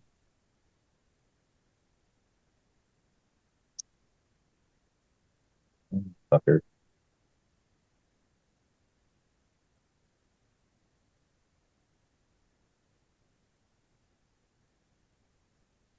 Oh, Jesus Christ.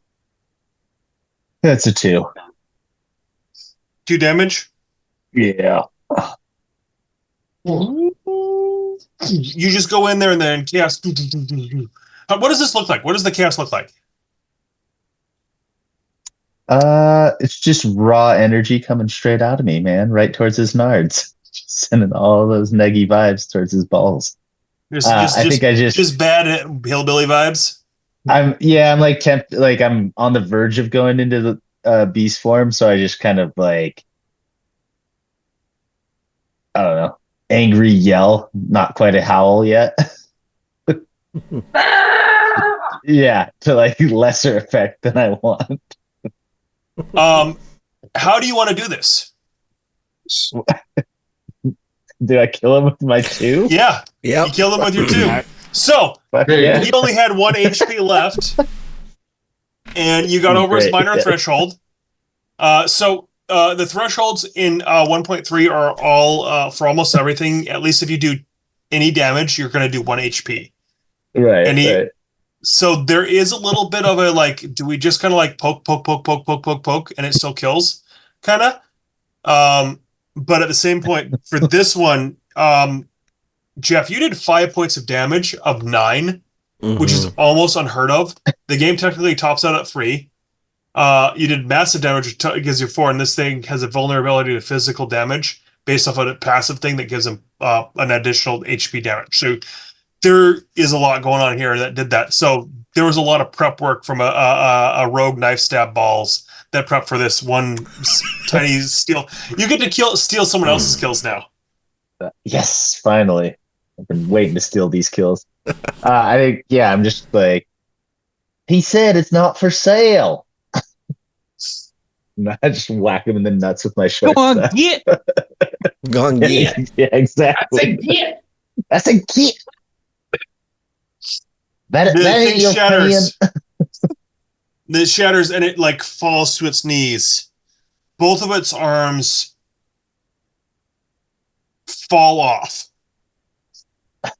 and reticulate and like, and as they slowly become these weird, like the hands like reconfigure into these snake heads and teeth, the battery explodes. And 25 to hit. Yeah, all of you. Yeah. So 25 to hit. Maybe. I need my D12. Had an IED up its butt. That is 23 physical damage coming at all of you. Oh my god. Ooh. I boys. vote we don't go visit the place this dude came from. Hey, so you said 23. 23 physical damage. All right, I'm going to mark die. an armor slot and a stress. My last of, or wait, no, because I take stress, I add stress, right? You add stress, yeah. Cool. So I am full stress, no armor slots, and that still hits my major damage threshold. So I am at 0 health points. All right. So let's get to that real quick. Ardex, you're at full stress and 0 HP. Let's talk about death moves. Yeah. This immediately triggers a death move. I'm gonna go ahead and note that this is still with fear, so I don't get to use my I don't get to activate just yet until after that. But it was for fear. All right, I will read death moves right out of the book just in case we need to. Let me go ahead and look for them real quick. Before we get to, so when you mark an armor slot, how much does that reduce the damage? By your armor score. So on that note, Trevor, do not mark the armor and do not mark the stress. Okay. Because it doesn't save you any. It doesn't get you any better. You're still going to go to 0 HP. Oh yeah, very good point. Yeah, very good point. Oh, and then when you mark a stress, how much does that reduce it by? He has a special thing that uses stress. Okay. You have your own thing. Okay. I can use stress instead of an armor slot to reduce the physical damage. And you said that was 23? Yeah. I agree. So I want to talk about something real quick because I won't let you make the choice yet. Are you all caught up on Critical Role right now? No. Nope. I know spoilers. So There are spoilers for certain characters You with shut your death mouth. saves, You shut your whore mouth. and I will not say anything else. Shut your mouth, Deacon. Don't. But you need to watch episode 91, and other people may comment on this at this point. That said, the automaton explodes. And you have a moment as these snakes reticulate and start prepping for what's next. And Ardax, you have 3 choices now as a death move. And all of these are okay. Mm-hmm. I want to be very clear. You can go out in a blaze of glory. That means you embrace death and take 1 action, which becomes an automatic critical success. And then you cross the veil of death. We'll build a new character, and we'll figure out what's next. You can avoid death, which is perfectly fine as well. You roll your fear die. Its value, if your value is equal to or under your level, which is very hard to do right now. If you roll a 1 right now, you take a bad thing. You gain a scar. Basically, you drop unconscious and temporarily. And if no matter what, you're unconscious and you're safe. This combat is over. You no longer can be hurt, sort of thing, unless we start talking about crazy shit. But if you roll that fear die, your D12, and it's a 1, then you lose 1 hope permanently. Or you can risk it all. Roll your duality dice. If hope is higher, you stay on your feet, clear an amount of hit points and or stress equal to the value of the hope die, equal to your hope die. So basically, if your hope die is an 11, you get to clear 11 things. If your fear die is higher, you cross through the veil of death. If they're tied, you stay on your feet, clear all hit points and all stress. So what is it, Trevor? Do you go out in a blaze of glory? Do you avoid death? Or do you risk it all?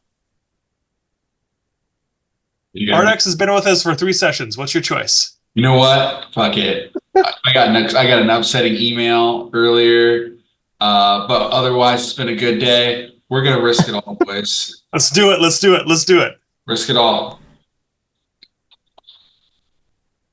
Oh man, the literal meaning of the quote from Julius Caesar, Actus Ilius Est. That's 9 hope, 12 fear, boys. Oh, Ardax is dead. Friend. Not my turtle friend. Well, and, so in the explosion happens and Ardax kind of falls to his knees. I wasn't done yet. Just face plants into the concrete. One of the snakes slithers forward, grabs his piece on his turn, on my turn. We're not done with this evening tonight, guys. Oh my god. It's gonna grab that thing off of your pauldron, and it is going to go ahead and start slithering away in this direction. So that's 1 token gone. And the other one is going to go ahead and attack. That one is, this thing is now dead. Ardax is now dead. And we're going to go ahead and it's going to go ahead and attack. Oh, buddy. Well, I don't like that. It's going to go ahead and attack. It's going to mark a stress. And violently attack everyone in close range as its tail just goes. Helicopter tail. That is a 17 plus thing. I think that's hits everything's 18 to hit. Yeah. Hits. Yeah.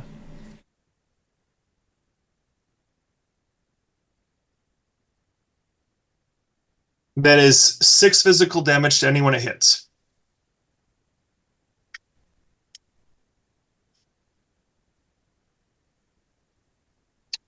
It also takes 10 magical damage. 10 D10, magical sorry. damage. Not. Hold on. Let me roll. I have to actually roll it. It takes 3. Okay. Please not 10. It's a D10 of damage. Happened to be a Yeah. 3. Should have rolled a 10. Like, just really trying to. Oh my. Can I not whose turn is it? May I go? Yes. Okay. I want to turn around and go after the one that stole Ardax's pin. You're gonna go after the one that stole a spin? Yep. All right. Let me Stop that snake. stop that snake. Please stop that snake. I'm going to. I think I can do this from where I'm standing, but I will close the gap after I do what I'm going to do. I want to make a spellcast roll to put it to sleep. I've got a slumber spell. Okay. And so I play a little slumbery tune on the ukulele. Come on, don't fuck with me. All right, that might hit, but it was with fear. Which you can use the fear to wake him up. Shit. 18 with fear. Does that 18 with fear. 18 with fear does hit. it puts him to sleep? Puts him to sleep. All right, so this guy's asleep. Yep. Okay. Is that the end of my turn? Like That is. So you've okay. rolled. It is done. So this is what happens because what does it say on the sleep spell? Because I want to be very clear about this. Yep. Make a spell cast roll against. Oh, I do have to be very close. So I would have closed the gap. Nope. That's very close. That's how you're close enough. That's very close. That's about very close is not melee. This is. I mean, you might need to be a little bit closer. Like here-ish is fine. Okay. Tell you what, I'll just close the gap. I want to get the pin back, so I'll get up to him and play the song, and it doesn't really it works, and then he's put asleep, but it's with fear. So go ahead. So I want to clarify. What do I need to do to wake him up? Okay, you have to. Let's finish the statement. On a success, I did succeed. All right. Make a spellcast roll against a very close target. On a success, the target creature falls into a deep sleep until they take damage, or the GM spends fear to awaken them. Fear to awaken them. Okay, I do need to spend a fear. Okay, so it is now my turn. Which you don't have to. No. You just can. This is what I'm going to do on my turn. This one is still the one down there.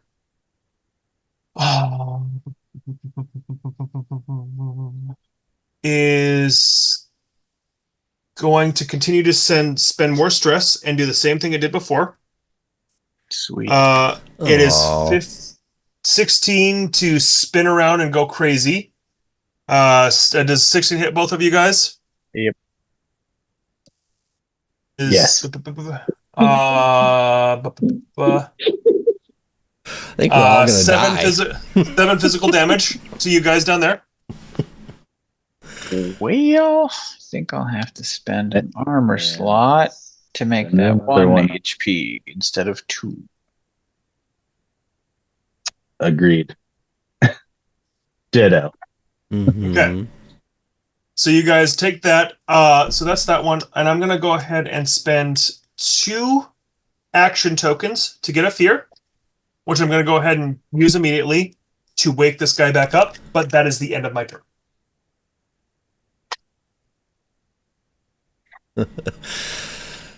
Okay.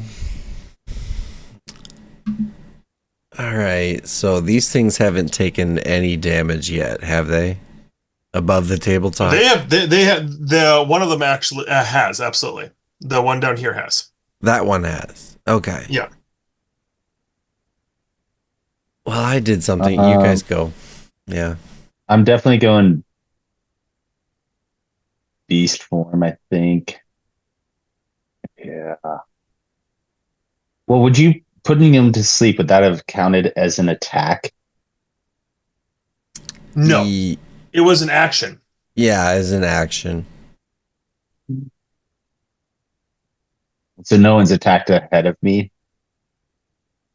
on these. Do you right? want someone to attack in front of you? Well, that's what I'm saying. So I might wait for someone to attack first. Because, right. Is that a feature or something? A mechanical Yeah, thing? I get an additional D8 if someone's hit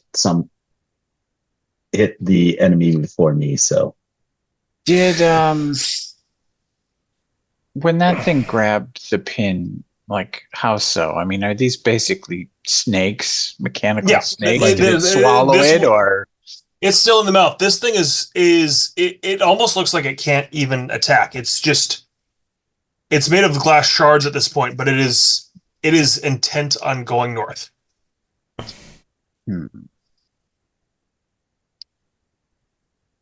I thought of trying to steal or grab the thing basically from it. We'll still have to fight them, but then at least it can't just take off on us. But let's see. Well, for right now, I'll assume you maybe have the one up there Yeah. No, handled, and we'll try and deal with this one and then help you. right. Perfect. I'll keep chasing and staying on this one, and you guys try and take that one out. So I'll just do a boring old try and stab this thing in front of me and hope that it smashes as easy as its big friend did. can I spend a hope by like grabbing its tail while he's swinging at its head? Go for it. You do have that rally dice from the beginning. And I'm trying to remember, is that just usable for anything? Can I add it to an attack roll or add it to damage? Any number whatever? you need to add it to. Yeah, Okay. it's any roll basically. So we've got a 2 and an 11. Let's see if I can roll a 12. No, I cannot. So I've got 13 with hope to hit. Take your hope. To try 13 to with hit. hope. 13. 13 with hope. Did you? Oh, but I didn't add the 2 that I should have from finesse. So 15 actually with hope. That does it. You almost slip up. Your knife fumbles out of its fingers. The snake sees the symbol on the back of it and almost looks for that. And you stab in. Roll that damage. Okay, where did I put my D8? And this, I think I will try to add I've got a D6 from Whoopi here nearby, and I'm going to even throw a rally die at it to try and do some damage to this thing. So that is a awesome 2 plus 3, so 5 plus 8, 13. Nice. 13, that goes above its severe for the thing that you're next to right there. That is not doing well. You're glass cannon for sure. That was with hope. I'll go ahead and throw an action token in there because you did something, but it's still not on my turn. It's the one closest to us is still moving. So go for it. Yeah. The finisher. Then You're up. I'm just gonna steal this kill and smash my short staff right into its brain. Which is, let's see. Do I have to roll to hit on that? Roll to hit almost everything. Yeah, I'm just wondering where it is on my page for just to do like a strike on it with my short spear.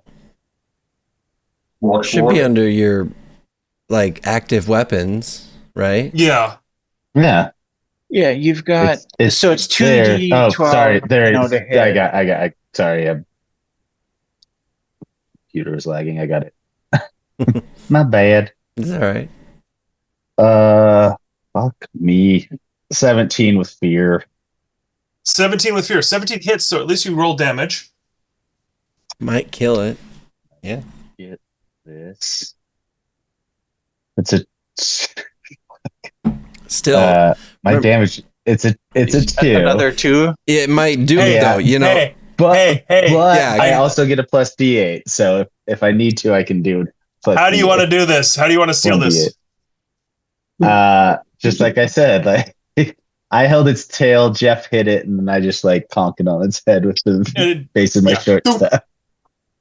it shatters. What's left of this thing just shatters. There's this brass skeleton of an armless snake. And what's really cool is these guys actually got dropped today, and I'm like, oh, I gotta adjust this tonight. This is awesome.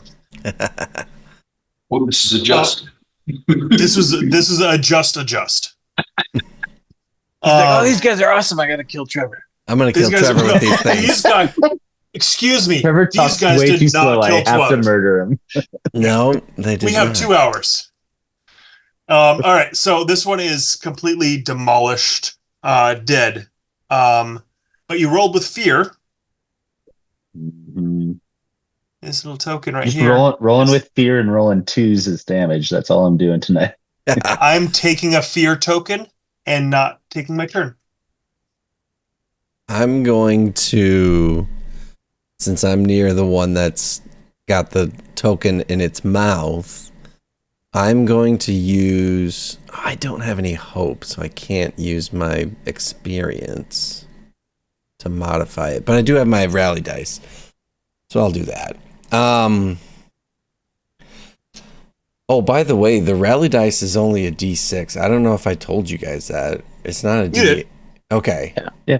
Okay. I was just making sure that it sounded like you guys were rolling D8s for that, but No, my attack die is a D8. That's the one I was rolling. that's what you meant. Yeah, and I have 10, a D8 for my 10-4. bonus thing.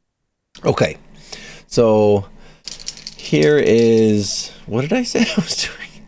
I don't think you did. I want to I want to steal the token. Sorry. I was going to use an experience, but I don't have any hope to do that. But I'm going to make a roll to grab the token out of its mouth. Okay. Let's go ahead, and that's against its difficulty. Go ahead and roll a finesse roll Okay. And I'm going to put my rally. or a strength roll, whatever you want. Although that feels like either of those, either sleighting of handing a kind of thing, or just like grapple it out. Got it. Yep. Finesse. I'm going to go finesse. That's Okay. plus 1 modifier. Just realized I should have had advantage on that last attack roll, but whatever. Damn it. It's Damn. 26 with hope. Take your hope, and you get it. Yay. You reach out, you pluck this thing out of its mouth, and quickly pocket it. Mm-hmm. This lapel pin, and It's not for sale. That's my turn. that's your turn. All right. Nice. Not for sale. That's the name of our group. Not for sale. Not for sale is a good name. That is anyone else's turn. Well, I guess I'll go try and stab this guy. Hopefully I can keep up. I totally lost my D12. Trevor is like, I got a new character to build. Shit. He's already texting. Well, you text me first, so we're good. Yeah. No, you text first. No, you say goodnight. It was him. Then we do Well, this joke. I think I probably just missed. I have a total of 13 with hope. 13 with hope. You take your hope. You miss though. So this thing, you just go under there, you just slip through it, and it's going to go ahead and take its turn and go right at you, Malachite. Yep. That is a natural 20, so I'm assuming that hits. I'm not even going to do things to hit. It is going to go ahead and mark a stress to make sure that is something spinning at both of you, actually. I'll go ahead and do that, all of that. Because why not keep doing damage to everyone? That is a Trigger happy voice. things. Seven physical damage. 7. Okay. Well, let's make that a 5 and take 1 HP. I told you guys I need to figure out how to run combat better. Mm-hmm. What happens when I run out of armor slots? You can't remove Start armor. You can't dying. remove damage. Okay. No, I mean, like, does it destroy my armor and I have to, like... No. Okay. You can repair your armor with just your rests. in between the rests. Okay. Yeah. Yeah, I'm not It's looking just too good. battered to provide protection at some point. It's very battered, and I am too. Now that I know that I have advantage on my attacks, I Why? think I'm gonna attack it. Because of my pack predator thing, my beast form. He's a woof. He's a Yeah. wolf. Go ahead and do Because it. I'm a woo. Unless anyone opposes that idea for me to steal the skill. I know we're at 10:20, guys. You guys all still good? No, yeah, way good. Yeah. Let's wrap. Yeah, let's finish this fight. I don't want to end it early. All right, I have advantage. Come on.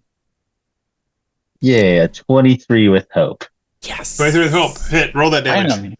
Yeah. All right. Give us the And 2. a 2, I'm sure. Let's see. It's a 4 this time. Woo! 4. Moving on up. Moving on up. You do some damage to it. You guys still up? And I don't. No one. They attacked before I attacked, right? Because I think to get my bonus on that, it has to be if I attack on the same target as an ally right before me. So that if Yes. Phineas just attacked. so, I do get the okay. So Yes. then I'd have another D8. Sorry. Oh yeah. Let's see if you get Yeah. over the major threshold. It's a 4. Another 4. So that is 8. Additional. Yeah. Yeah, Yeah, that goes it- from a minor to you got to major. You got the major threshold. Yes. So Sorry. you go ahead and you just stab its tail into the ground a little bit. The tail snaps off and shatters and continues on and stuff like that. Let's go ahead and keep it rolling. I'm going to tell. We're literally just clubbing a snake on Yep. I'm gonna tell Phineas. while our friend's dead over in the corner. Yeah, we're avenging our friend right now. This thing's gonna. Appreciate It's like Office. just office spacing the printer. The to printer, snake yeah. because our friend died. Curb stomp this bee. Yeah. All right, I'm gonna spend a hope to give the help action to Phineas, and how I do that is I'm gonna say to him, I'm gonna turn and look at him, and I'm gonna say, "For Ardax, finish him." And that's your inspiration to kick his ass, and you get to roll an additional hope die on your next. Go ahead. And then Phineas looks confused and says, "For who?" No, I'm just kidding. For who? so Did we so forget it our was Ardax? really rough because Phineas is emotionally invested in this fight because he saw the explosion and everything and thought Ardax was going to rally again because it looked like he's like and then just fell over dead instead, and it was rough because it was not expected. So stabby time. Well, so far we're at a 17 with fear, but we're going to re-roll the 6. And now it is a 20 with fear. Still a fear, but you go ahead and hit. Yep. So that will be 7, 10, and 16. 16. You just got away with this. How do you want to kill this fucker? So after, let me think, you sort of just kind of smashed at his tail and it broke.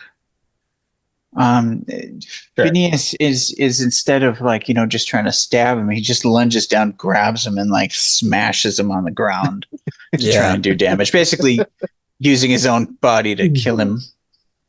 Yeah. And it's gone. And Trevor, Ardax, I have 2 questions to ask you before we wrap for tonight. As your body crystallizes, into a stained glass statue. What does it look like? It looks, he's got the, he's just got a plain like woolen garb, almost like a robe.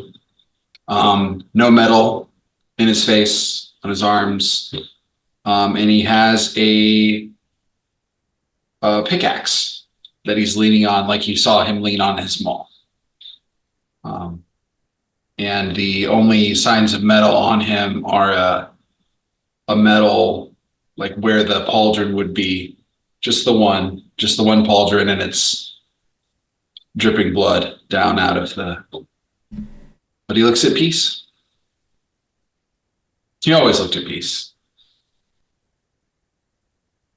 Except when he was Blood, robots red in the glass. Yeah. And let me try it ask out. you this. How is your id, your psyche, yourself, your soul? Me or Ardax's soul? Ardax's soul. How does Ardax's soul become part of the sphere? How does it become part of Bix? What does it change about Bix? Bix becomes more heavily armored. And there is like we have some sort of security check now. Like some sort of thing happens whenever anybody enters that it tells us what they are. It's the pinprick. Yeah, the pinprick. Yes.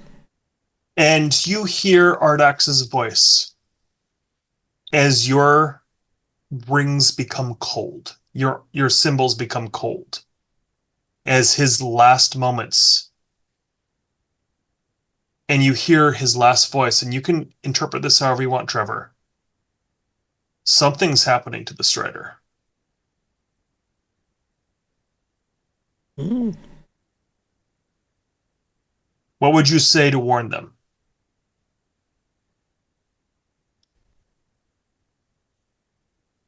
Go find Bix. He's not safe. Be strong, friends. And with that, we'll end for tonight. Hey. Tearjerker. Yeah, boy. Trevor, I'm sorry we could not save you. Yeah. No, dude. Like, hey, homie he was battle forged, right? He was ready to die from day one. His whole bit was getting in front of other people so they don't get hurt. Like literally tanked it, and he just blasted me with this dude who wouldn't like it's one of the most unprovoked things I've ever encountered in TTRPG. I want saw your this thing? pen. No. Just karate chopped me in half. Yeah, dude. Yep.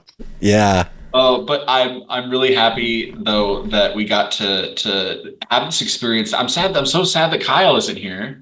Yeah. Me too. But like Hopefully the cold ring will wake him up. Yeah. hopefully and I am really When curious. Phineas was like, "Who's Ardax?" I was going to be like, "He's the one that's sleeping. Don't worry about him. Azar. Fine, he's over there. He's Resting. fine. He's sleeping over there." For Azar. You mean the guy sleeping? He's the one sleeping. He's fine. But It's fine. we got to experience the death rules, you know. Yeah. And like, Do you feel like you made the right choice? I mean, I made the choice I made, and that's really the only way they work. Yeah. I think, and I'll just walk through my thought process real quick on that. Yeah. But I wasn't going to do Blaze of Glory because there was no point, right? Like the big monster was already down. Yeah. Like he wouldn't have been any more useful, I think, Yeah. in that fight there.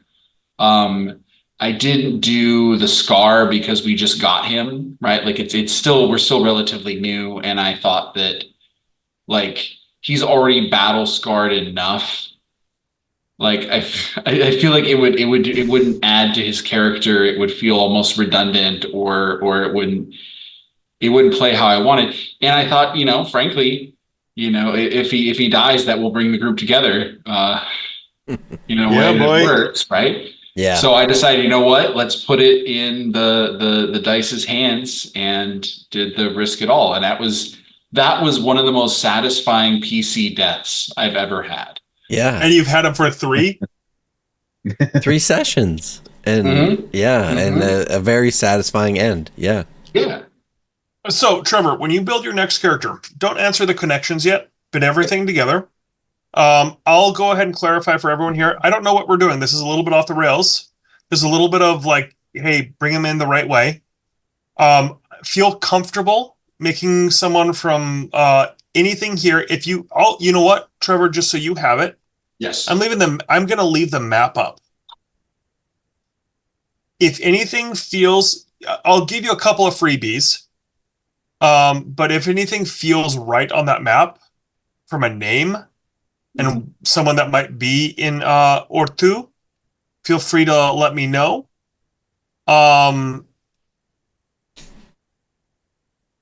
Text me tomorrow. Sounds good, buddy. We'll figure it out. A full day of finals tomorrow, folks. Wolfie's twin brother, here he comes. Yeah. My name is Bardax. Bardax. There we go, Cardax. Cardax, Dardax. Dardax. Bardax. Yardax. Yardax. Fardax. We gotta go till we get to Fardax.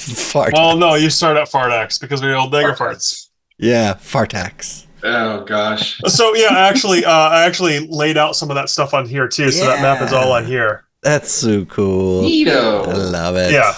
So I started here. You guys are now. I was wondering how you would put it in a 2D like representation, and I love how you drew it out. Or you know what I mean? Like that looks fine. That's perfect. I think it's local areas only. Yeah. I don't think that we'll like if and when this area is done.